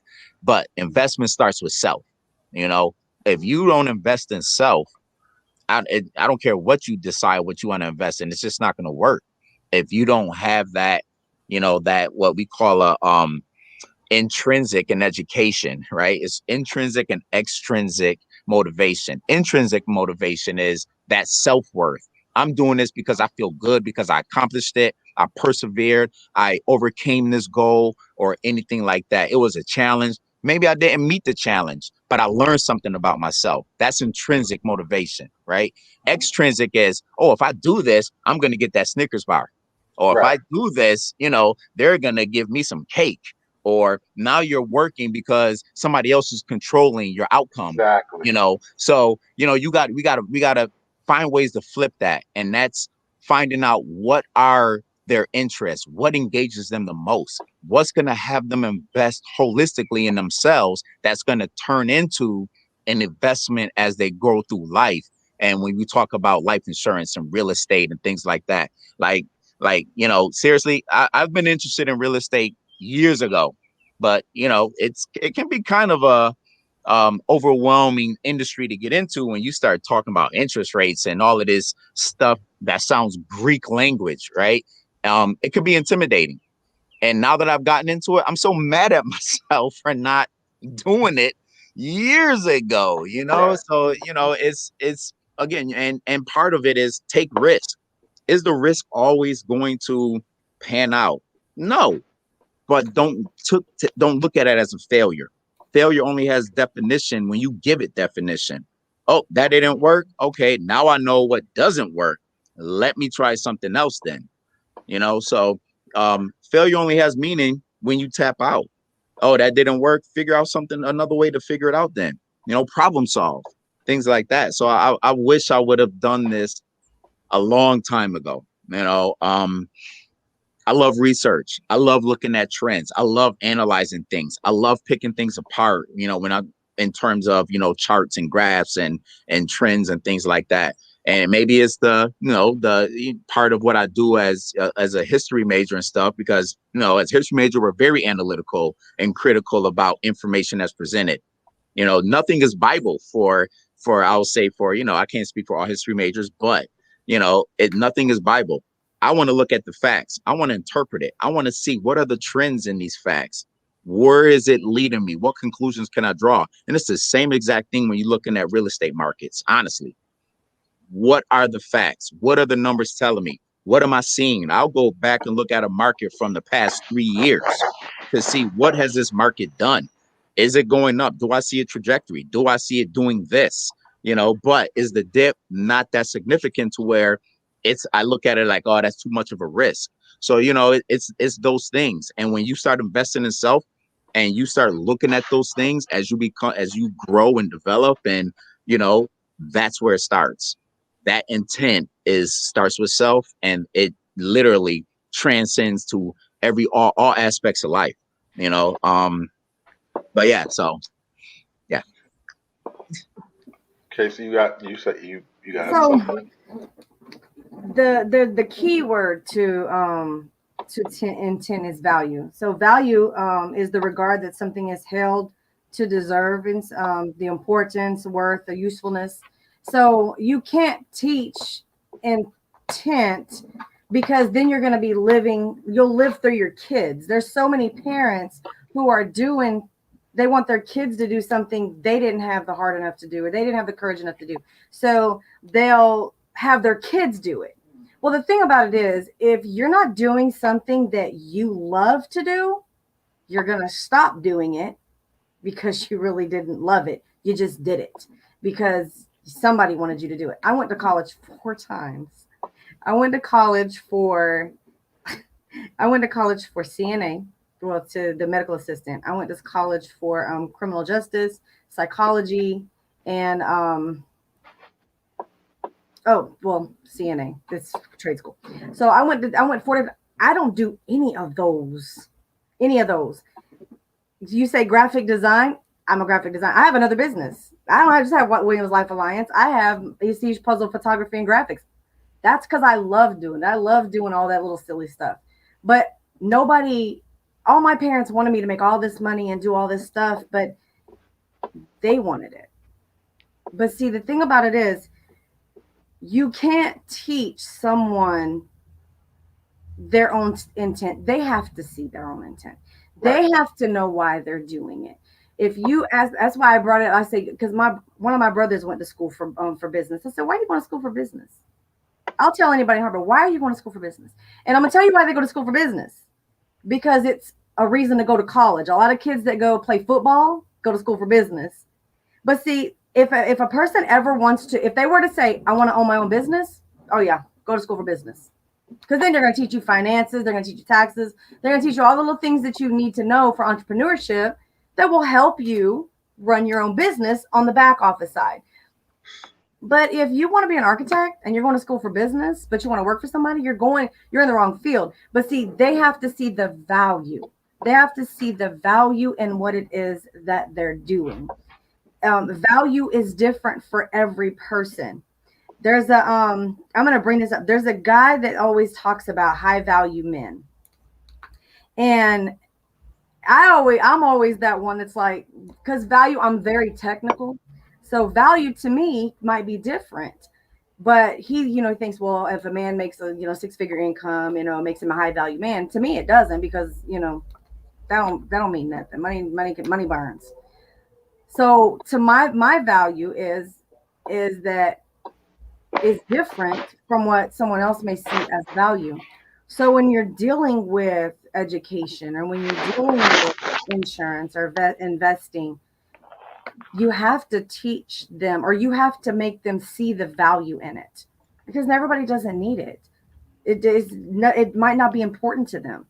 Now, if somebody says, well, I don't need life insurance. I actually had a lady tell me that. I don't need life insurance. And I asked her the same question. Like, if you were just to die right now, what would you do? And it's a very, very, very, very emotional topic, because it makes them see their obvious that they're going to die someday. So it's really not about intent. Yes. It's about them. It's their why, really. What are your intentions What do you plan on doing? Why do you want to do this in the first place? And this goes beyond investing in insurance. This is a life learned lesson. Why are you doing this? There's a coin. There's also called there's a difference between rich people and poor people, how they think. And poor people remain poor because they're always blaming, justifying, they're always finding reasons why this didn't happen for them. Rich people don't do that. Rich people say, what do I want? How do I get it? And they go get it. If anything happens in the long run, it's, well, I didn't do something right. I didn't do this. So they see the value in what it is that they want. And it's a very hard thing to teach, is intent. It's very hard to teach value, because what I see as important, because I'm 36 years old, I'm older than some of these younger kids, and they might say, well, all the younger kids, but they may say, well, I haven't experienced it enough to see why that's important. Why do I need to own my own house? I can just rent. I don't feel like dealing with all the maintenance. I don't want to fix up my own house, until they get my age and they get tired of dealing with other people controlling or when they start seeing that paying $1,000 a month for rent adds up to 12,000 a year, and they could be doing so much more with that. So it's teaching them, or it's not even teaching them their why. It's asking them why. Why are you doing this? What do you want to do? What is your motivation? Where can we change? What can we change? How can we get them to see that the value in what it is that they're doing, or what they need to do, needs to be looked at like this? So it's really a teaching. It's really about teaching. And like I know, Chad, like you would know, because you're an educator. Everybody learns different. Everybody sees things different. One child may use an analogy, and that one child just gets it, and the other one's like, yeah, but what if so and so did this and then they did that and this happened? That wouldn't even been the case. You got kids like that. They question everything, everything. So trying to teach them intent, or the value, is going to be like, you're going to have to paint them an entire picture. Most kids like that are really creative. So Yeah, I was gonna say, like, those are the kids, and I mean, and again, and maybe it's because of the social study or history background, but I've always told my students, like, this textbook, like, the ones who win the wars are the ones who write the history books. Question his story. everything. Question, right? His story, right? Question everything. Always don't take anything for face value. So with that type of mentality, that it really opens up the mind to really critically and analytically look at things. So which is a good thing. I mean, again, especially when we talk about making wise investments, you definitely, like I was saying earlier, given the type of market we're in, it's going to take a little bit of work, on the end of the realtor and the buyer. Even at the end of the day, it's the buyer's decision on what they want to purchase and what they want to do. But it's going to take a little bit of work if they're like, well, and I always tell my clients, ask 1,000 or 50, 11 questions. I don't care. Like, if I don't know the answer, I will find it. I'm not going to sit here and profess that I'm the end all, be it all, know it all about real estate. Absolutely not. But I will definitely find an answer for you, within, an appropriate amount of time at that. So, ask questions and figure it out. Like, what is this a good property to purchase? Am I going to see return on investment if I decide to leave in 8 years? If I'm not, if it's like, well, probably not. But, if you're here for 15 to 20 or 30 years, and the market definitely is going that route, yeah, 9 times at least you'll break even. But if you're purchasing in a specific market and the houses are, we're going for ridiculous amounts of money, you need to really, maybe do a little homework just to make sure you're comfortable, with that type of purchase. And again, that's not me trying to deter anybody from purchasing what they want, where they want. Again, at the end of the day, it is up to the buyer, and the realtor's obligation is to do what their client wants to do. And that's what I do. But my other obligation is to make sure I present everything to you, or so that you make an informed decision about what you're going to purchase, about your investment. I'm not, again, I'm not going to never tell you, oh no, don't buy this house because you're not going to get money back. I will never do that. If you're concerned and you're talking about, well, if I sell, will I get? Then that's a different conversation. So you just make sure whoever you're working with, you know, um, you have questions, ask them, ask them, ask your questions. You don't ever, ever, ever feel like you are bothering your realtor if you text them at 9 a.m. and then you text them again at 10:15 and then you 30 and you like, oh, this came to mind. Oh, I'm sorry to bother you. Like, no, you hired me for a reason. You hired me for a reason. And the reason is, it's like basically you just gave me a briefcase with $190,000 and said, here, take this money, help me find a house, or I want to buy a duplex and rent out the other side to help blah blah whatever. There's all kind of different loans and programs when you talk in terms of, is it your primary residence? Is this going to be passive income, a rental? You can get a loan for that. You can get a rehab loan or a construction loan. I mean, there's all kind of ways to get a mortgage, depending on what it is you want to do. Obviously, if you have what they call 20% to put down, then you avoid what they call a mortgage insurance. Now, everybody doesn't have 20%. When you're with your first ridiculous, you just sacrificed everything and you were eating ramen noodles and Cheerios for the past 10 years of your life. Right. And and whatnot. I hope not together. So, I mean, if you did something like that and you saved, a good, chunk of money, that's different. But 9 times out of 10, or if you came into some money or somebody's lending you money, but 9 times out of 10, with your first house, you're probably not going to have 20%. So you're going to be looking at mortgage insurance, and again, it's a risk for the lender. So you're going to pay a mortgage insurance. So, and one thing I definitely want people to understand, when you're looking at homes, I don't care if it's on Zillow, I don't care if your buyer agent set you up with on a client portal on their MLS. You see a home and they're saying, oh, estimated mortgage is, $850 a month. And you're like, oh my God, that's perfect. That's what I want to pay. Hold on, pause, back up, wait a minute. Tack on another 250 to 300. That 850 is strictly the loan amount and the interest estimated prices.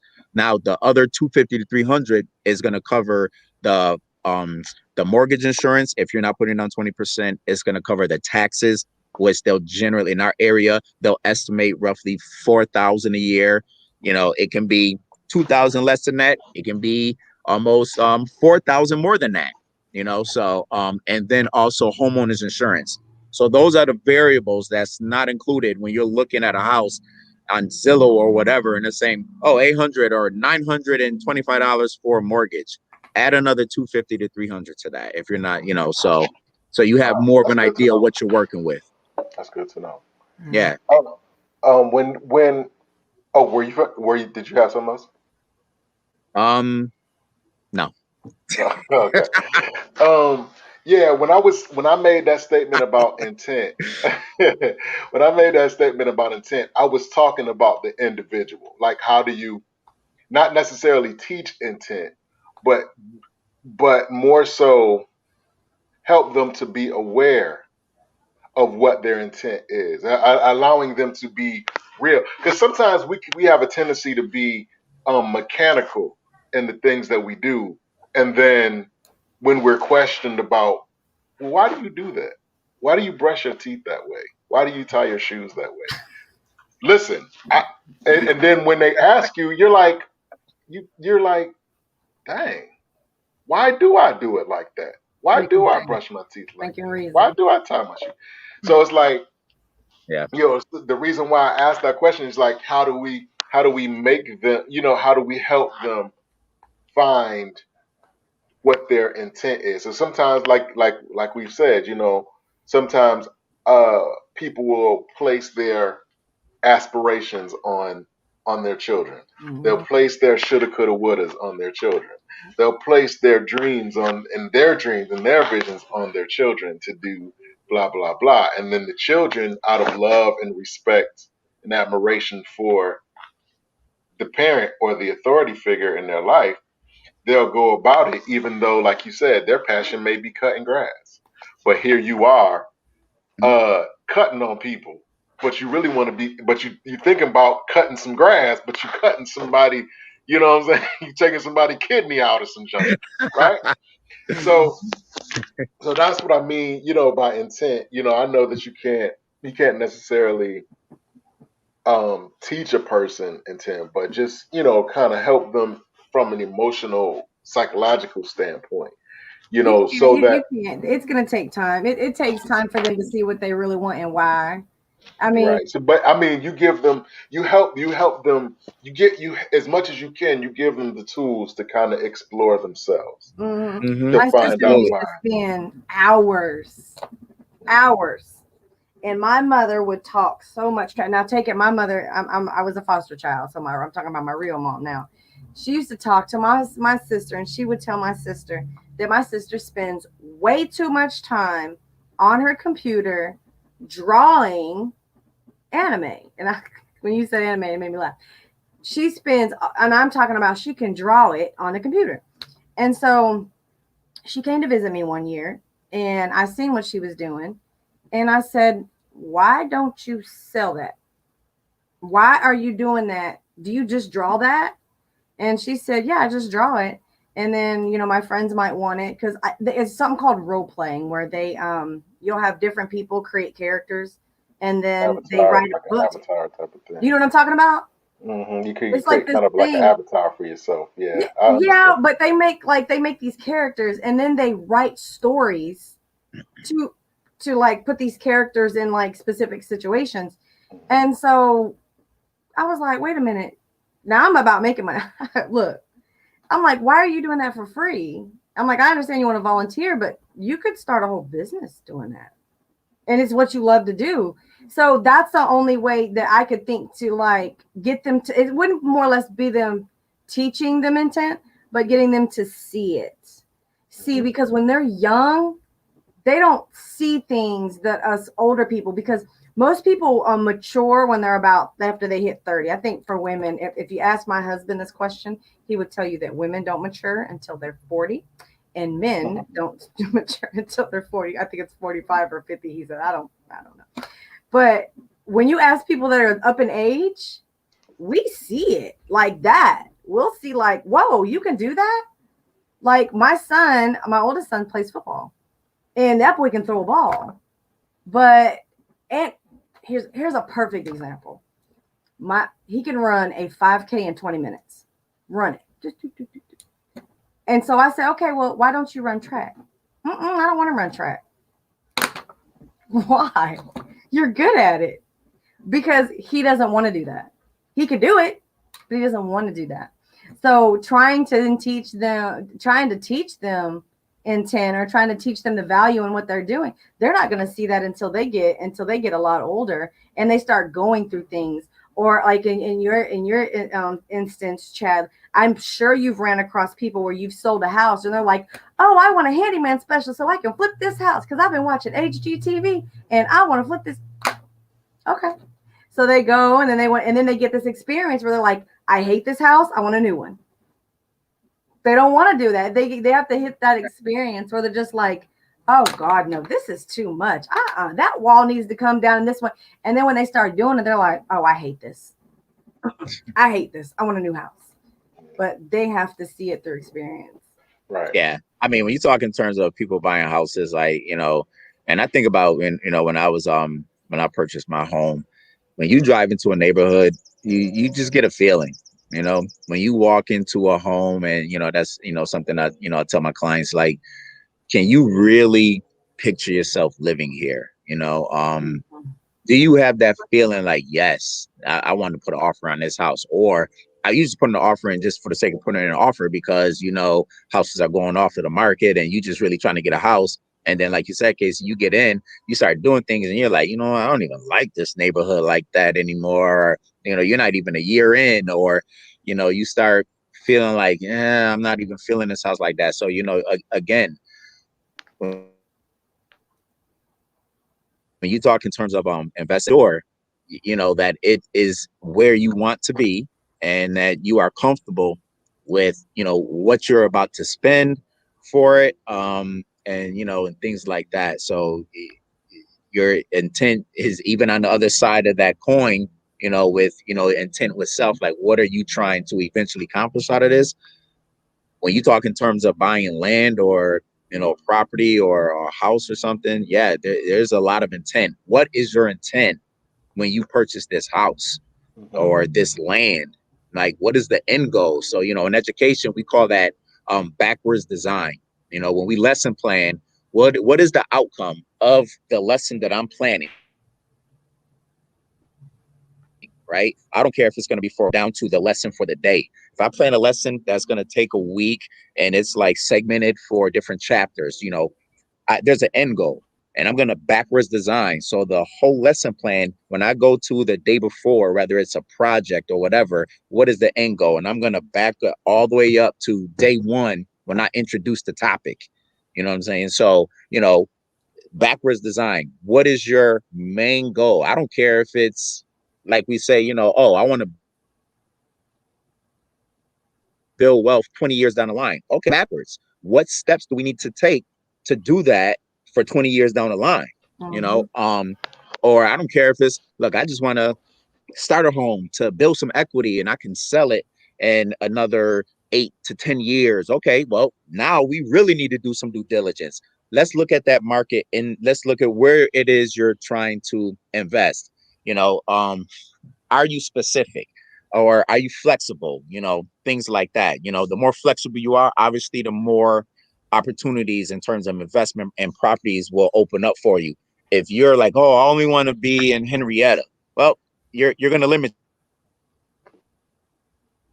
yourself. So, again, do in the long run. So, there's a lot of factors that go into it. If I just want a house because I need more room and I'm open, that's completely fine. Just be comfortable with what your intent is so that you're not mad at yourself years. I don't care if it's 3, 5, 10 years down the line. So, again, just we keep talking about that word intent, and I think it's very important. So. We have to ask. That's a question I actually have to ask when it comes to insurance, because believe it or not, people will launder money through insurance. Believe it or not, we have to take a whole anti-money laundering class, because people they'll go, and remember I was talking about the paid up policies. People will go and they'll drop however much money they want to drop on an insurance policy, and all of a sudden it becomes clean money. And the thing is we have to ask them. We have to pay attention, because nobody's going to outright say money laundering. Nobody's going to admit that. So we have to be really cautious about why all of a sudden are you getting insurance. It's something that we really definitely have to pay attention to, because people do stuff like that. Yeah. I definitely feel you. You know what I'm saying? When we beating this horse, this intent horse. A lot of times, that's why I believe truly in mentorship. Mentorship is so important. When you have I agree with somebody mentorship. or a group of people, they will help you formulate things about yourself that you may or may not have been aware of prior to. And so, a lot of times, and like I was thinking about your son, right? Like, a lot of times our kids won't do things simply because we want them to. Because you'll say, "Oh, you can run fast in this amount of time. Why won't you do it?" 9 times out of 10 is because you want them to. You know what I'm saying? Like, he wouldn't mind doing it, but just for the simple fact that he wants to, like, kids want to be contrary at certain I points think for whatever he reason. thinks he can't play football if he did, but he had a coach. He had a couple of coaches that they want him to play because my son's homeschooled. I homeschool him, and he got to pick what school he wants to play for. So he had the coaches say that, you know, well, he can play football, and then on like a different day he can run cross country, because that's what they want him for. And they want him to, because when I say he can run, he nonstop will just run it and then run back, and then, you know, that's why he can run it that fast, because it's not like sprinting. You know, the kids will do that. They'll go sprint 40 and then come back when it's ready to go. Darian's like, pew, I'm gone. And he loves football. It's you know, I mean, just speaking generally and everything, you know,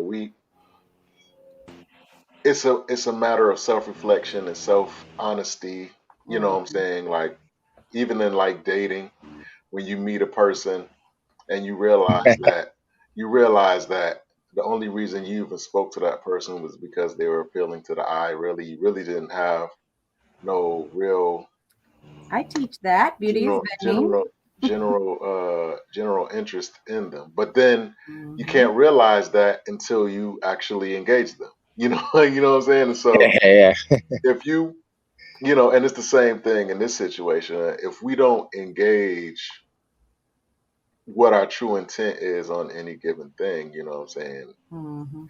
It turns out to be you're beating that proverbial girl, and you realize that it was just a lust thing. You know what I mean? Like I said, I used, you know, the mother working two jobs as an analogy. You know what I'm saying? If Mhm. that becomes the fine girl in your goal process. You know what I mean?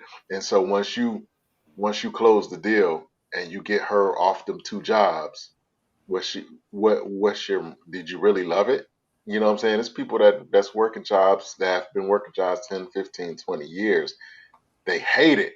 But Hmm. they're but they've settled into a certain lifestyle. It takes care of whatever it is that they need.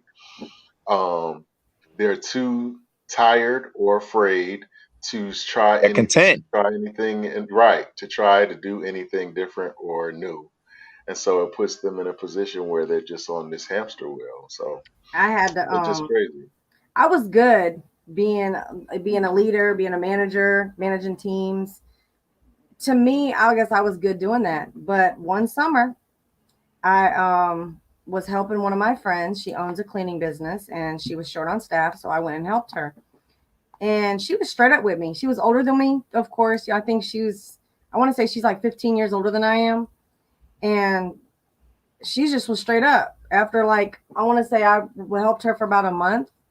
She was like, because my middle name's Charmaine, so she calls me Charmaine. She said, Charmaine, you need to own your own business. And I said, why? She said, because you have a vision and anybody could tell you anything. You're not going to do it the way they see it. You're going to do it the way you see it. So you need to own your own business. Do you know the next day I went and opened up my photography business? Actually, it was a graphic business. I actually don't care to take pictures, but yeah. Yeah. So And it was and somebody sometimes had to show that to me. She had to say yeah, that you'll never yeah, work for anybody because and at first I kind of got offended about it. I was like, wait a minute now, because what are you trying to say? I can never have a job? And no, you need to own your own business because it's all in your vision. You yeah, see something and that's what you're gonna do. You're a creative person. And it all had to do with the bed. I made the bed and I made that bed cute too. And it wasn't the way she wanted it made. And instantly she was just like, Charmaine, you need to work. You need to start a business. The next day I came in and I was like, I did it. She's like, no, you didn't. I said, yes, I did. yeah. She Sometimes said, it just takes that. It takes that. Like I said, you know, with mentorship and everything, that it takes you in so many. It shows you things about yourself that you sometimes didn't didn't Right. see. you weren't aware of prior to meeting them or whatever. And Oh so yeah, Mhm. so absolutely. The reason I got into teaching was because of a principal that, I was working under at Freddie Thomas over on Sile Street, right? The district introduced the whole teacher's aid program, and I was going to do that. And I was talking with her, and she said, basically, why? You know, she literally told me, like, what, don't waste your time. Like, go to school.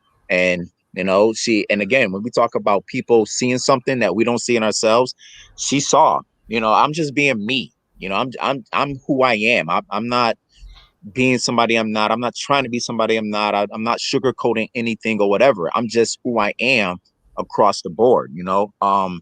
And so she saw that. She said that the connection I see with you and the kids, you will be a good teacher. Mhm. Now at this time, you know, I'm like, you know, screwed over, you know, college after 1992, graduating, and MCC Brick Lounge and spades playing in Yeah, the the tonk Brick and Lounge. Yes, yes, yes, the the Brick Brick Lounge, Lounge. baby.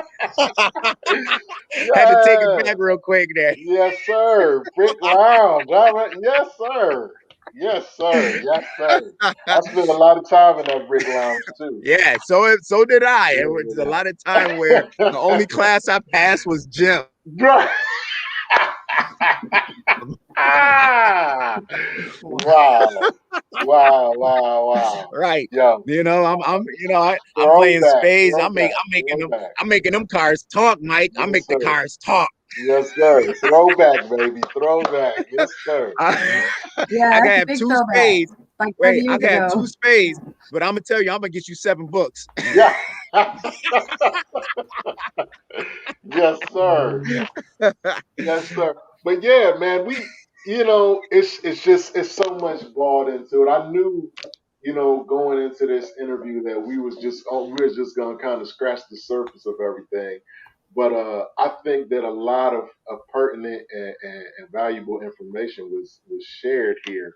We're on Let's Take a Walk.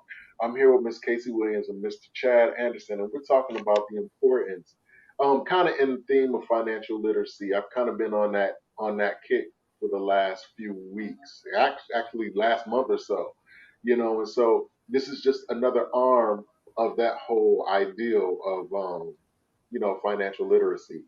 I just got a couple more. I've got literally like two more questions for you guys. We're going on 2 hours right now, but it doesn't seem like 2 hours. But I'm gonna say a It word to really you. doesn't. Yeah, I'm gonna throw a word out there to you guys. Potential. That's the word that I'm gonna throw out to you guys, and let me put it in context for you. In the businesses that you guys are in, can you afford to advise people on the potential of a thing? So what I mean by that is like, okay, Casey, in your case, you have a person that you're selling life insurance to, or that's Hmm. interested in buying life insurance. They fit in a certain criteria, or you after talking to them and interviewing them or whatever, vetting them, whatever, you realize that they fit into a certain criteria for a certain program that you could, certain type of life insurance that you could do for them, right? But also in talking to them, you can see maybe a year, 2 years down the road, they could fall into another criteria that could be beneficial to them as well. Do you just strictly deal with the now, or do you advise them on the potential for down the road that they could fall into another criteria within the life insurance arena that would benefit them, but it may not benefit them right this second, but it's definitely going to benefit them a year or two down the road. And the I sure same do. thing with, and the same thing with you, Chad. When you're selling, uh, you're talking to a potential buyer. Um, how do you deal in potential, or do you deal in the now? Okay, I want this $50,000 house. Okay, boom. Okay, $50,000 is not much, sir or ma'am. It's not much that I can do with 50,000. I can put you in Van Arker for about 50,000, bro. And Concierge? that's Nah. that's the best. That's a flipper. But that's the best I can do. I can put you somewhere like that. But potentially, after talking to them, whatever information that they give you, you can see potentially maybe in a year or two Mm-hmm. them, maybe if they got 50 grand now, 2023, they might have double that, because whatever it is that they're doing to generate this money, you don't see no signs of it, letting up. So do you sell the house now, or do you advise them, hey, look, whatever you're doing, keep doing it and come back, and then we can work with that 100 grand or that 200 grand or that whatever grand. You know what I'm saying? So I guess potential. Do you guys in your business, in your respective businesses, do you deal in potential, or are you kind of like constricted to deal with the now? And that's my Well, question. I would say for me, it's and again, it just goes back to the buyer and what they want to do. I have clients who thought all I can afford is that 50 or that $100,000 price point. And again, it goes back to those three numbers being intimidating about what they can afford or things like that. Um, and it's turned into conversations. And when I look at their situation, and from dealing with the type of lenders that I deal with, it's like, I mean, so put it this way, you have lenders who are direct lenders, meaning they have access to all kind of products of FHA loans, VA loans, USDA loans, conventional loans, all of those type of things, right? They're direct lenders. And then I deal with mortgage loan offers who are affiliated with financial institutions or banks. So they might be there. So for them, it's a higher risk versus the mortgage loan company who deals directly with, those type of products. So if you're dealing with a bank, a loan officer from a bank, yeah, the risk for them is greater. So, maybe going that route. So again, for me as a realtor, realtors in general, it's about just, again, with education as a teacher, it's about knowing your student. It's about me knowing my buyer and knowing their situation, and then having a conversation, a real conversation at that. Again, I'm going to tell you right now, if anybody out there that watches this, that's watching it now, or I don't care if you watch it on Mike's page, if you decide to work with me, I'm going to tell you things. And any realtor, a good one, will tell you things you don't want to hear. They're going to tell you the hard truth. I don't want you to think like, you're going to have, I want you to be real about your situation so we know how to move forward. So I guess you can talk, if you say in terms of potential, everybody's potential is different, so I'm looking at, I'll call it situational and whatnot. So what is your situation? What is your situation telling us that you can deal with? Again, when we look at your debt to income ratio, how much mortgage can you afford? And when you start factoring in gas, car notes, car insurance, cell phone, cable, all of those factors, it plays a huge role. So for me, it's situational versus potential. And people who are very in tune with their situation they get it quicker, and it's not like I'm fighting tooth and nail, but again, as the realtor, it is the realtor's job to, get that across and have them understand, look, this is what your situation is saying. And for me as a realtor, I'm not going to just say, oh, Mike, that's me. I'm going to do my, buyer presentation. You decide to hire me as your realtor. And then I'm going to say, okay, Mike, here, call Caicy. She's a mortgage lender. Give her all your information. I'll give back to you. For me, it's more so, Mike, you sign me on. All right, next step is for me and you to sit down. Here, I'm going to email you my debt to income ratio worksheet. Fill in as much as you can. And then I'm going to show you how to figure out what is your debt to income percentage, right? Your credit score. You don't have to tell me that if you're not comfortable. If you're comfortable, we can talk about everything we talk about is confidential. I'm not sharing your information with anybody whatsoever, right? So for me, it's empowering my clients. So when you do go talk to the mortgage lender, you already going with that type of background knowledge about yourself. You're not waiting for the mortgage lender to say, okay, well, we ran your numbers and da-da-da. This is what you're working with. This is your DTI. You're going in already knowing. And then I'm prefacing your meeting with the lender by saying, yo, Mike, I got this client. Her name is Caicy. Her DTI is this. she's working with this and a credit score, if that was information shared, and because you're going to share with the lender anyway, right? Because they need to know it. They're going to pull your credit anyway. So I'm like, this is what they're working with. This is her DTI, blah, blah, blah. This is her monthly income. Okay, we know now how to shop around for a mortgage for you. So again, it's not, for me, it's not the potential, it's more situational, in terms of, oh, I know a mortgage lender that deals directly with these products, or your credit score is that good. We can go to this financial institution because they front $3,000 to $5,000, if you meet certain criteria. And if I know that your DTI is low, you have a good income, you show job stability, you have a good credit history, your credit score is decent and things like that, I'm going to shop you to that because I know that's going to be the best situation for you. And you're going to get the most out of going to this, loan officer that's connected with a financial institution, versus, is that to say I won't talk to you about, well, this mortgage lender does this, and this one is connected with a bank. We can run all three of them because you typically have 15 to 30 days. So once your credit is ran for a mortgage loan, those institutions, Equifax, TransUnion, Experian, they see that. So from that first inquiry, you have a good 30 days. Will all of those inquiries show up? Yes, but they will not affect your credit like people think it will.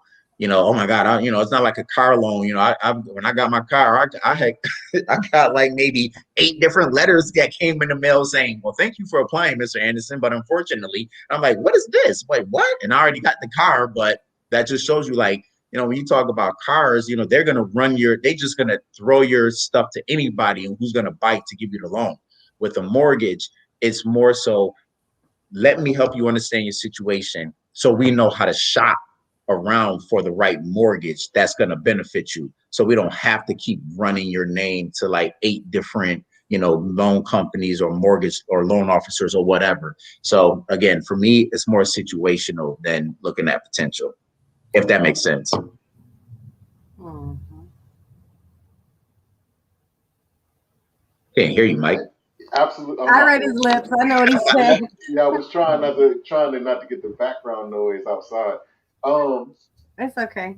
Yeah, that So absolutely makes for sense. me, I do both. I, I I have, so it works a little bit different when you're dealing with insurance.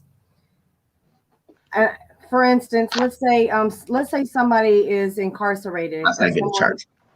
Okay. if someone is incarcerated, or somebody, maybe a lot of people don't think that they can get insurance if they're felons, or if they've just got out of prison, or even incarcerated. So let's say that's the situation, then I'm all about planning. So, oh look, um, it's what I'll end up doing is we'll get them covered with something that works for people who are in that situation, and then, down the road, either when they get out or they meet a year limit or duration after their situation, we'll change it. We'll go in and change it. So if it's a different situation where maybe they have like maybe they have like a mortgage or something, or they want mortgage protection. Um, Term insurance, there's a big difference between term and whole life, and a lot of times it's misused. Term is really meant, it expires, so it's meant for debts, or it's meant to be there for a purpose. So if you're using it to, save money, or go into annuity or something, or if you're using it to pay off a debt, or you're waiting for a debt to go in just in case something happens, you're trying to insure it. So what will end up happening is, if that does happen, and maybe they got an extra $100,000 life insurance term policy to cover a home, and then they pay off that home, we're going to get rid of the term, and we're going to give you the proper thing. So it's always about planning with me. It's always about considering the cost. It's about considering everything, shoulda, coulda, wouldas, and what might happen. Is it necessary? I'm not gonna, if somebody comes and says, I want $100,000 life insurance policy just because, it doesn't take me 2 seconds to tell them, why do you feel like you need that much money? Why do you feel that's necessary? And it's always because it don't cost that much. Yeah, but it expires. So what do you need it for? See, a lot of insurance people are scared to ask them, "Oh, well, I'm not going to be able to sell anything to them if I don't give them what they want." Well, my job isn't just to give them what they want. I'm the expert. I'm the professional. They're asking me. So, and when it comes to potential, there's always a potential. It's just that what I might give you now that will fit what your situation is now, as soon as that's over, I'm gonna want to switch that real fast because it's gonna save age. Remember, I was telling you that the older you get, the more expensive it costs. So if they eliminate the reason for them to have a term policy in 5 years, then in 5 years we're going to change what they have to something that fits the situation. There's no reason in not considering that. So I'm always looking out for my clients and looking at, because once they're mine, they belong to me. Unless they decide they want to go, that's their business. But and as long as they mine, and I'm going to pay attention to what they're doing. I'm always constantly every 6 months, every year. I'm looking at what they have. I'm calling and checking on them. Hey, what y'all is everything okay? How y'all doing? If something changes, we need to fix it because we need to eliminate any possible problems as soon as possible. So potential is nothing to is nothing to me. If they're always going to be a potential situation, so something's always going to end up changing. And you're muted again. I'm bad about that. Man, you've been having some serious problems, man. I was watching the show the other day, and the ladies took over, and you. Yes, listen, my charger, I had the phone on the charger, and the charger came out, and I didn't realize it, and the phone just died. So I'm like, so I'm trying to charge it up real quick, just enough to get back on. I was struggling. But as a disclaimer, that never happened. That was a singular situation. That's funny. That was crazy, but thank you for throwing me on the bus. I appreciate it.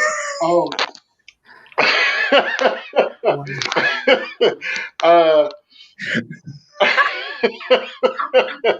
Wait, that show was good though, man. They yeah, just completely kept it moving. yeah, It was like absolutely. Mike who? Yeah, exactly, exactly, Like Mike exactly. stopped walking. He's talking about take a walk with Mike. He stopped Yeah, walking. yeah. Mike sat down on the bench. Yeah, and in the comments, man, you killed me in the comments. But that, you know what? We'll talk about that on another. This is Like, not well, the space. inbox me, inbox me. Yeah, this is not the space for that. But I've been meaning to pick a bone with you. Um, but yeah. My last question is a question that I ask all my guests. Um, is is something that I ask all my guests. You know what I'm saying? Because I'm interested in knowing and basically briefly, like let's take a walk is was birthed out of the pandemic. Like you were alluding to earlier, Chad. This was something that I had a desire to do, but for whatever reason, whether I didn't feel like I had anything to say or whatever, I don't know. I just never did it. But this was something that was birthed out of the pandemic, and you're sitting there and you're pondering on it, and here's that word again, intent. I had to kind of like think about what is if I do this, what's my intent? What am I trying to do? And my intent is to bring people on who are doing things that are beneficial and impactful to the culture and to their community, but they don't necessarily have the name that some of their counterparts do that are operating on a more broader scale. So like, I have independent artists on here, I have pastors, I have nurses, doctors, teachers, you name it.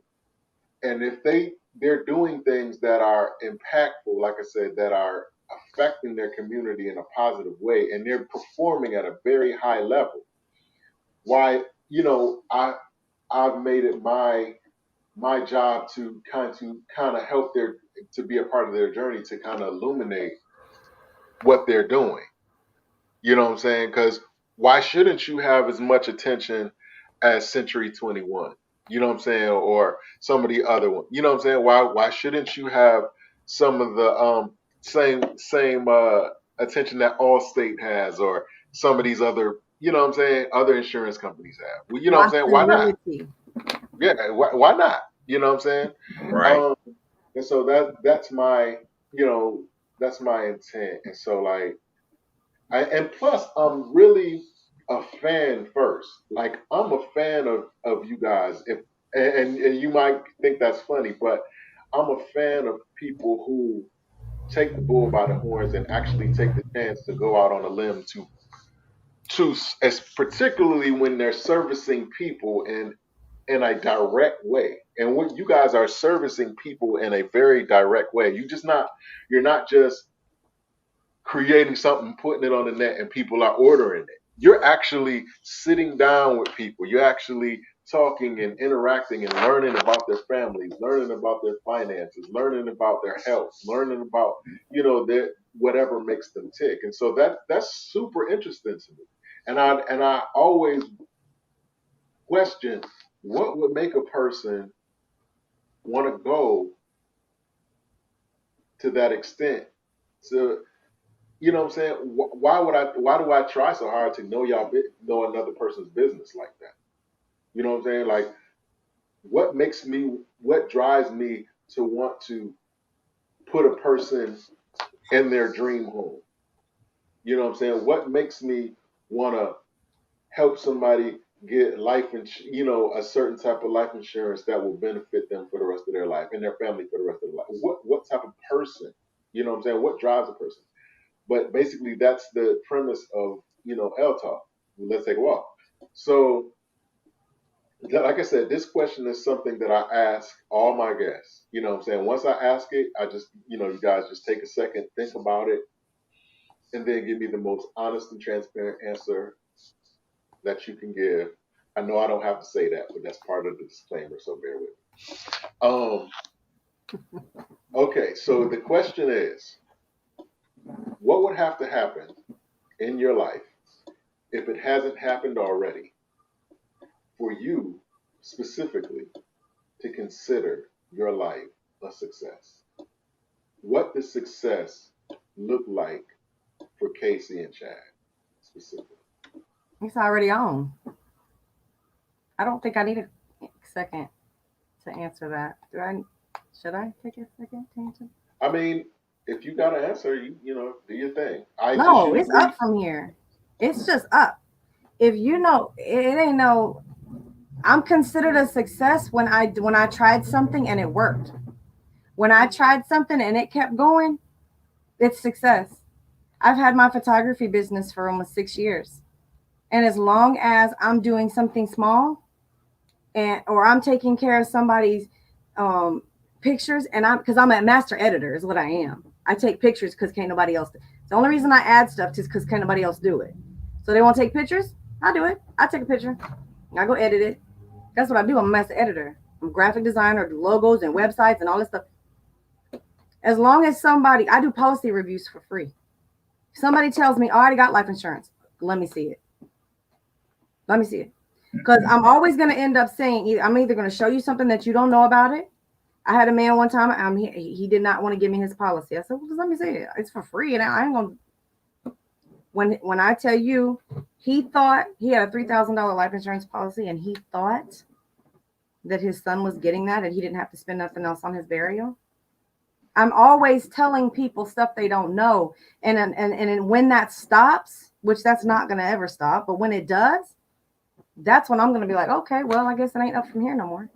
If you knew where I came from foster care from the time I was 2 years old. The life I lived, I'm from Kansas City, Missouri. I'm not even from Florida. I'm from Kansas City, Missouri. And when I tell you, I called my high school years ago to try to get transcripts so I can go to college at one of the colleges I went to. They knew exactly who I was when I called. I'm like, how do you remember me? She's like, you're a memorable person. She said, none of us thought you were going to make it and be anything. That made me feel good. I wasn't even mad. That sounds kind of bad, but that's successful. I'm one of the state of Missouri's success stories because I was in group homes and everything else too. So anything I do that works is a success for me. The fact that I've been married for 15 years is a success for me. My mom's been married 4 times. My grandma's been married 4 times. My grandbaby's coming to visit me. That's a successful, and it's my adopted daughter. So my own children don't have kids before y'all even go there with that. It's my adopted daughter. We adopted a daughter. She's old enough to have kids. So, but the fact that all of this is going on in my life is a success for me. Like, I'm never going to say, oh, I'm not successful. My family, I'm gonna go ahead and say this. Something else that was successful when my family finally accepted the fact that my husband is Black. That's success for me because that's rare for an interracial couple, for one of the family members not to have an issue with that. That's success for me. Everything that goes on that works for me is a success. My children growing up and being healthy is a success for me. Me starting this life insurance business started because there's a company here that I see a lot of people, right? A lot of people are having policies from this specific company, and they're attacking the Black community. Now, my foster parents was Black, so I was raised that way. So it affected me on a personal level.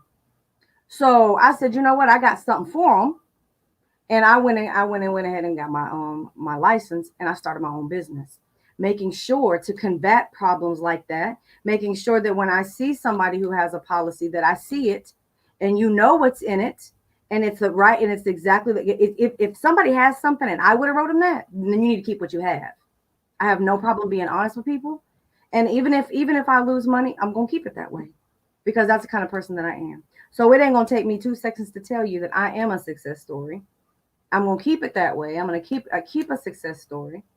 I'm going to nobody thought I was going to do it. Nobody thought I was going to serve God. Nobody thought I was going to be doing anything that nobody thought that. Everybody thought I was going to be in jail, in the grave, alcoholic, on drugs, because that's what I had to deal with as a child with my mother. So I guess they thought I was going to follow what she was doing. So it ain't going to take me 2 seconds to say I'm successful now. It's only up from here. It ain't down. And if it goes down, been there before, right back where we came from. So it's just new things every day. It's just anything that works is a success. So that's all I have. That's an easy question. I'll say for me, I'm gonna like echo a lot of what Caicy was saying. You know, the real estate doesn't define me as success. You know, a teacher doesn't define, like, you know, my kids are healthy. I'm healthy. My wife is healthy. My family's doing good. All 3 of my boys, you know, are being productive. Of course, you know, as a parent, we want them to be more than what they are. But, you know, I just know that, you know, they're, for the most part, they're good, you know. So in terms of life in general, and in knowing where I came from and what I went through, yes, I'm definitely a success. Am I done? Absolutely, truthfully not. You know, in terms of real estate, what's defining my success are my client's happiness. You know, when I have to call my client to tell her, you know, this is the 6th offer we put in on the house, and we've been outbid every single time, and the terms have been good. It's just that the price went above her max price point that she's willing to pay, and I have to call her and tell her these things that, you know, look, we have to keep the grind and trying to, you know, keep her motivated, and not for nothing, she's very tenacious, and she's, you know, a learning process. She's gotten what it's like now, especially in this market, and she's become very aggressive. But when I have to call her to tell her we've been outbid and we have to keep pounding the pavement, and I hear the disappointment, it bothers me. You know, I'm doing this because, like I said, again, when I say you deserve it, open that door of opportunity because you deserve it. So let's get it. I mean that. Like, I mean it.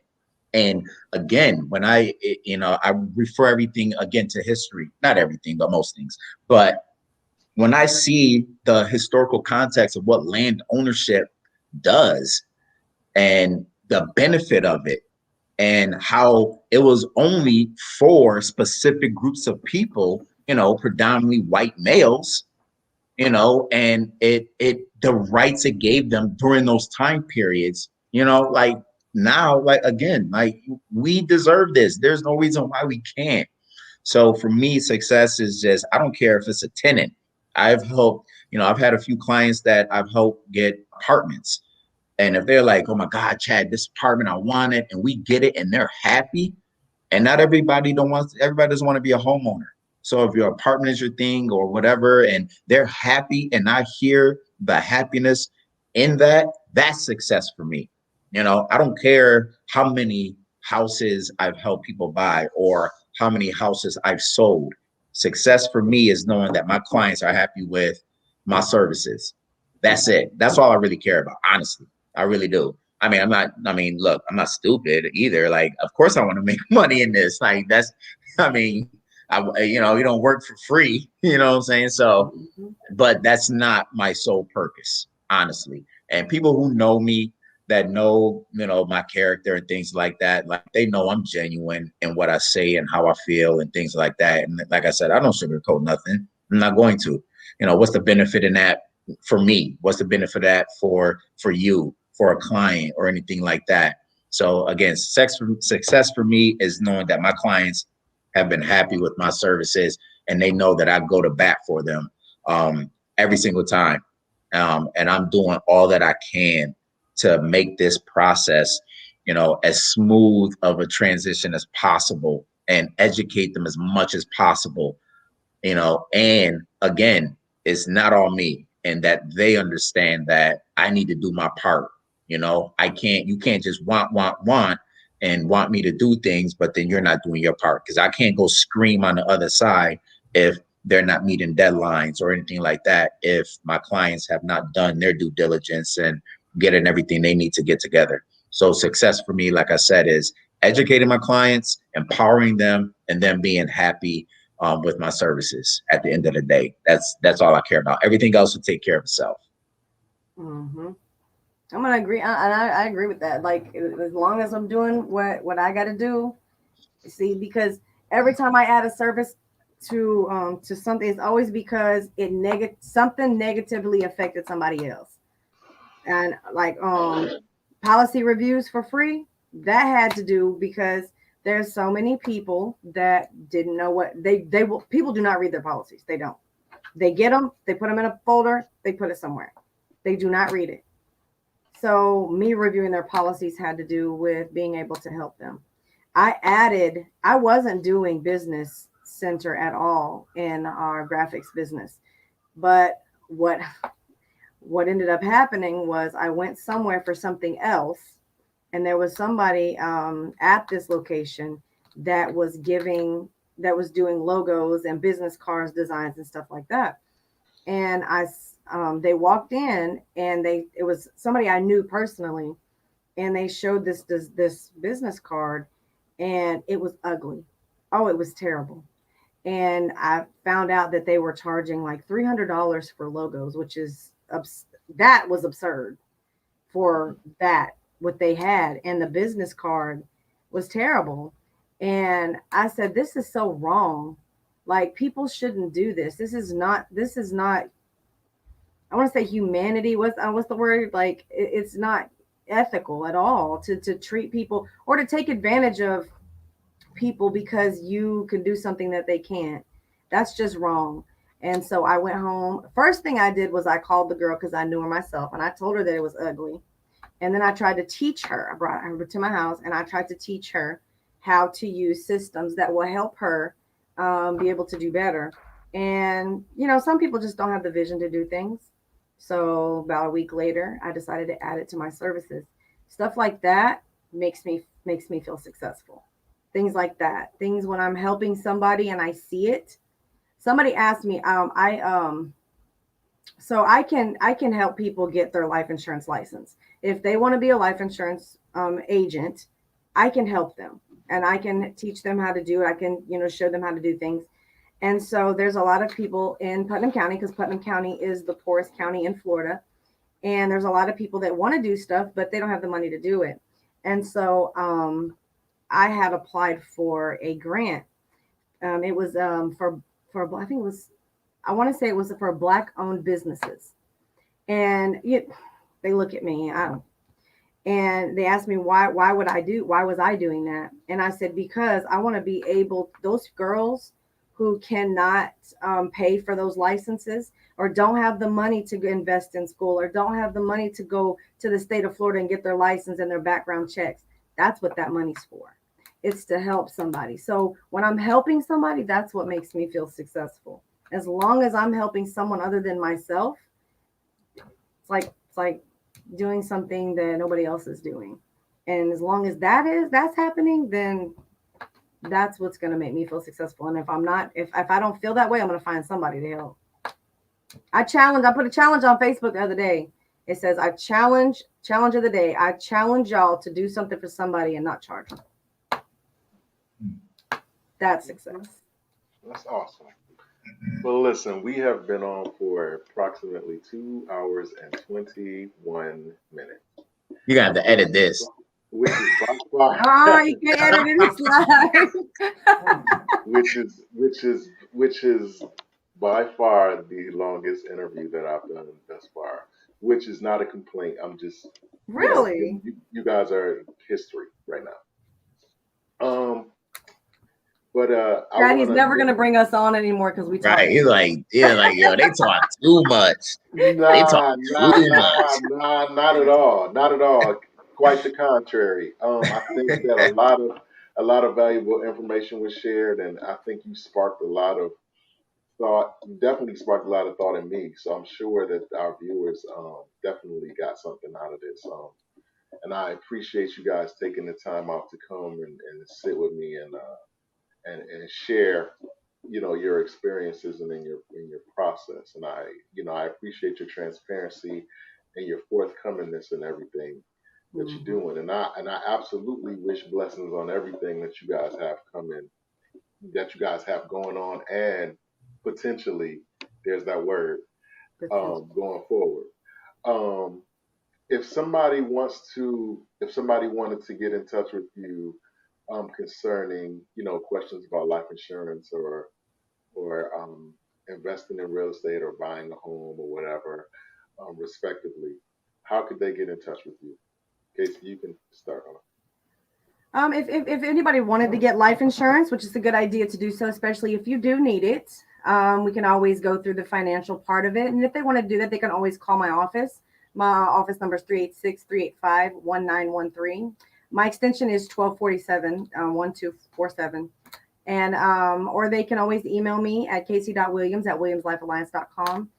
It's always a good idea before they do call, or they can, it don't matter. If they go to www.williamslifealliance.com and fill out the generic form in the front, it helps a lot to be able to run quotes, because like I said, I have a lot of different carriers.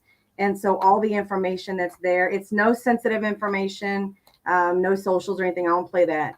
It's just really generic stuff so that I can be able to get a good quote. I like to save time. I know time is of the essence, and a lot of people don't have it. So they can fill that out. It'll come straight to my email, and I'll get it taken care of and give them a call as soon as I get it taken, as soon as I run the quotes and stuff for them. So they can do that. And if I do need anything else, then they can fill out the more sensitive one. But I'm very big on people's privacy, so that's what they can do. Or you can go to my Facebook page too. That's up to them. All right. Your turn, Chad. Tag, I'm at. So simple. Just shoot me an email. It comes right to my phone, right to my notifications. My email notifications are turned on. So if you send me an email, I'll see it. It's chad.anderson@exprealty.com. You could just, like I said, you just, shoot me an email if you have any questions. And honestly, it doesn't even matter if you're in Florida or on the West Coast, or if you're watching and you're in another country. EXP agents are everywhere. We are everywhere. Can you Like repeat that? we we are everywhere. We are That part. That email. we are a realtor gang at EXP. Like we're everywhere. No, seriously though. But so if you we have a great network of agents all over the country.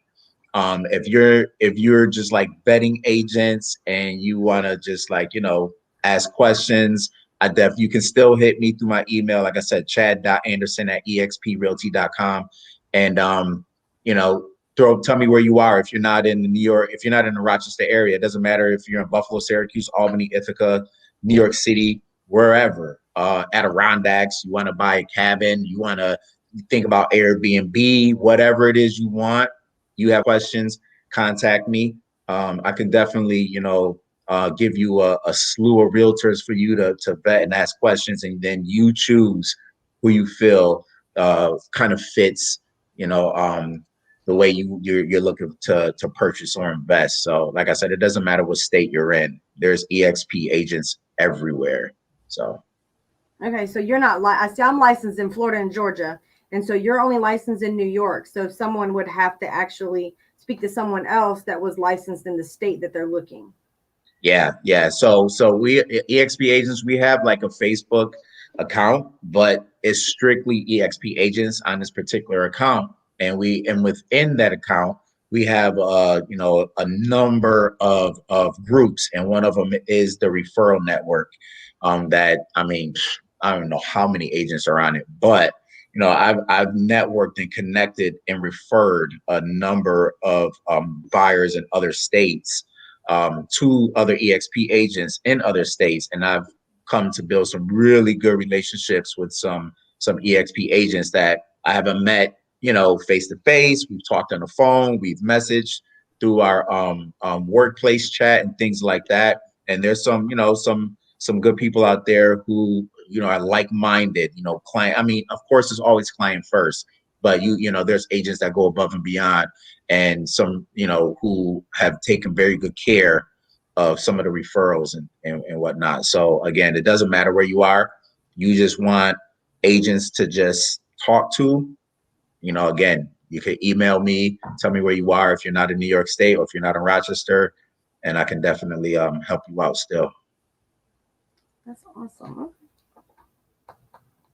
Hey. I'm gonna I'll share your information because I'll share it. I wrote it out. Oh, well, I appreciate you sharing it. Oh, I'm big on networking. And that's another I'm big.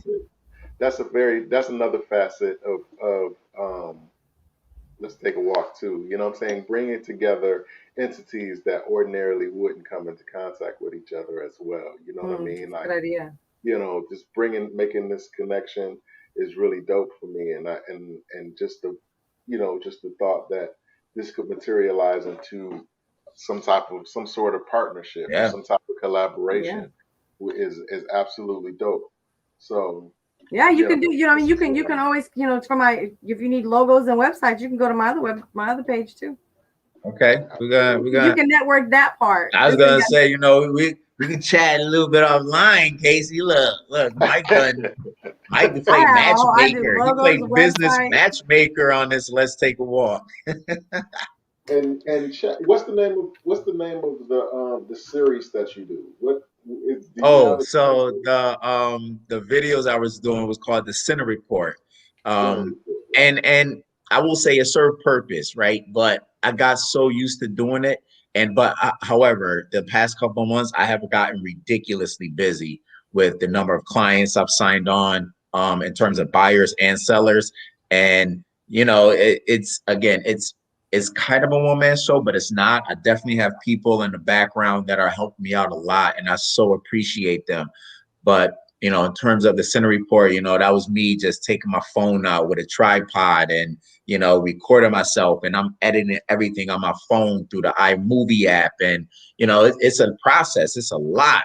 And I'm not one to just do something and throw it out there for the sake of doing it. If I'm going to put something out, I want it to be quality enough to where it's people are getting something out of it and they're taking it serious enough to see that, oh wow, you can tell you put some effort into this. So it was the Center Report. It is the Center Report. it will be coming back around. When, I can't really say right now.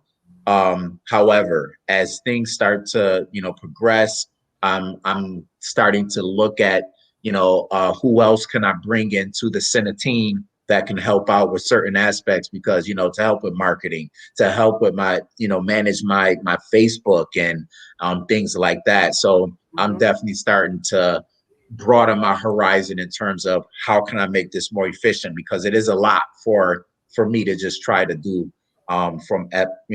by myself. So Yeah, because that stuff takes a lot of time. I try to get people to understand that, like with logos and graphics and the artistic stuff.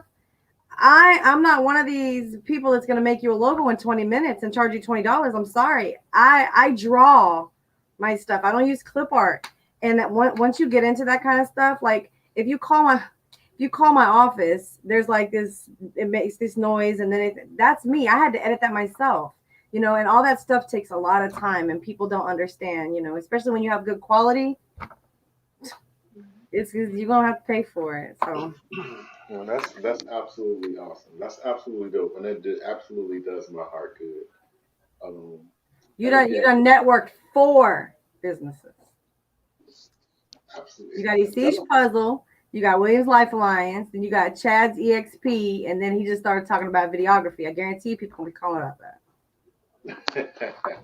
Absolutely. Hey, that's dope. Listen, what can I say?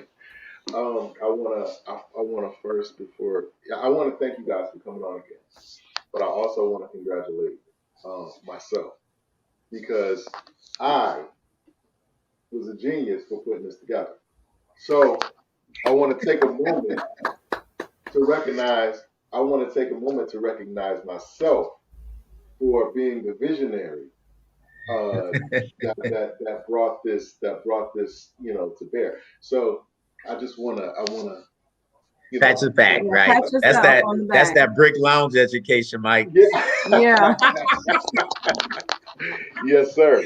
How you like that flyer? I love it. I love it. Oh, and Caicy did the fly. Caicy's responsible for the flyer. Really?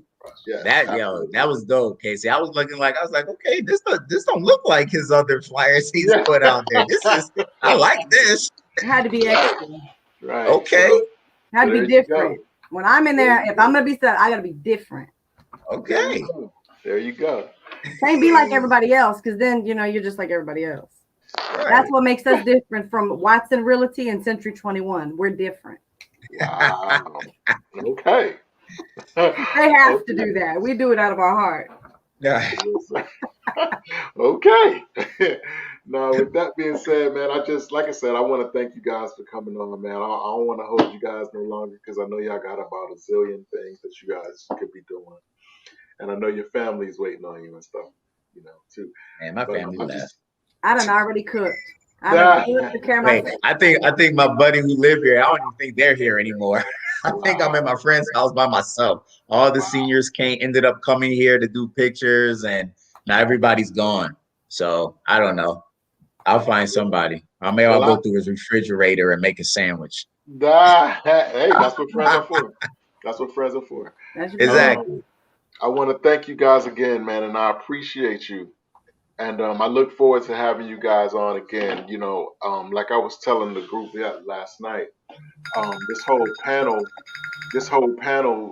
thing that I've been doing lately, it was an unexpected. I enjoyed it more than I actually thought that I was going to. I thought it was going to be a little bit out of hand, and it was a little bit out of hand, but in a good way. But I want to do this more often. You know what I'm saying? Have multiple guests on to discuss certain subjects and things that I think will be beneficial to whoever chooses to tune in. So I look forward to having you guys on again. I'm gonna tell you something. I have a YouTube channel, right? Mm-hmm. So I'm gonna tell you, this is crazy, but people like to hear people argue. Yeah, absolutely. They love to hear people go like affirmative defensive. They love to hear the opposites. There's a few people that my husband listened to, like Tommy Sotomayor, like what's the other one he listened to? But they don't want people to call in if they agree with them. They only want people to call in if they disagree. So it's good to have a panel where you might have like, you might like for Beauty is Vain, you might have a prissy diva chick who thinks that, it's the greatest thing in the world. And you have some other one that's like, well, it's useless. Like me, who thinks it's useless. Vain, whatever. Because that's what vain means. Vain means useless. But that would be a good conversation. Like when Cardi B and her husband was fixing to get a divorce. My Facebook Live was lit. People love to hear the drama. That's all they want to hear. They want to hear the drama. They want to hear the arguing. So it works. Absolutely. And like I said, I enjoy the differing points of view. Particularly like the last 2 weeks we've been talking about beauty and relationships. And so last night we did that's the one I want to be on right there. We did men last night, and last week we did predominantly women. From all different walks of society. Yeah. We had last week, the twins, right? Tina and Trina, right? Yeah, I know. Yeah, I know. Trina. Yeah, so Tina was on last week. I tried to get Trina on last night, but she couldn't make it. Mhm. But we had all the guys, Chris Payne and all that. Rob Dixie was supposed to be on too, but he couldn't. Really? Yeah, he was supposed to be on the joint too. But I definitely enjoy doing that. So I'm going to be doing that, a lot more. I got a few more interviews this month, and then I'm not doing any interviews in June, and I'm coming back in July. And I think I had an idea to continue that beauty and relationship talk, but this time I'm gonna have married couples, not just individuals. I'm gonna have married couples at varying points, like maybe newly married all the way up to 20 years plus, you know what I mean? So Okay. I've only been married for that'd be dope. 15 years. That'd be good. That'd be dope. that's what I'm gonna try to do in the future. But that's down the road. It would be nice too because it's an interracial relationship. Yeah, same culture though. That's the crazy thing. Same culture, just interracial relationship. Yeah, and see that's definitely different. Brings a different flavor to it. But It anywho, would be a good topic too. People don't understand culture. Yeah. All right, we got off topic. Your wife's probably calling for you. Nah, but it's some food waiting for me, so I'm gonna go break. That's why he tried.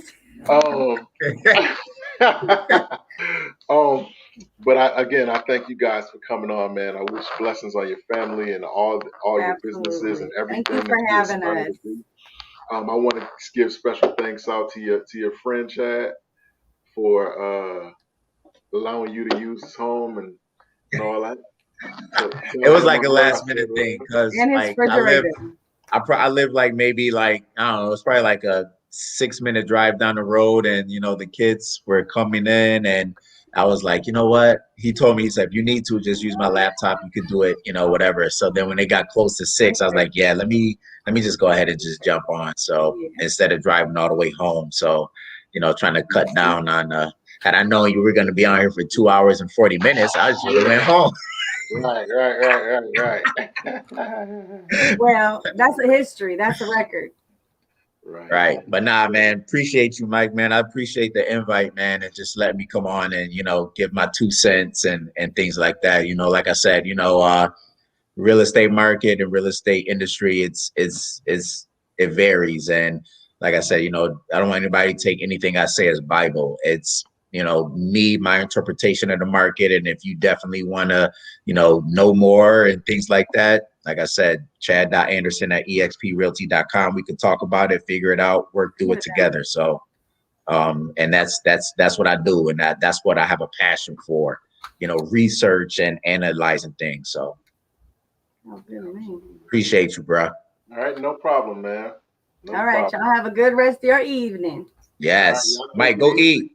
Yes, sir. You too. Go have All dinner. right, Bye-bye. Get that Caicy, nice sandwich. to meet you. Absolutely, Chad. You have a good rest of your evening. Y'all go Yeah, you eat. too. Here we go. Another one. 2 hours, 40 minutes. That is a record.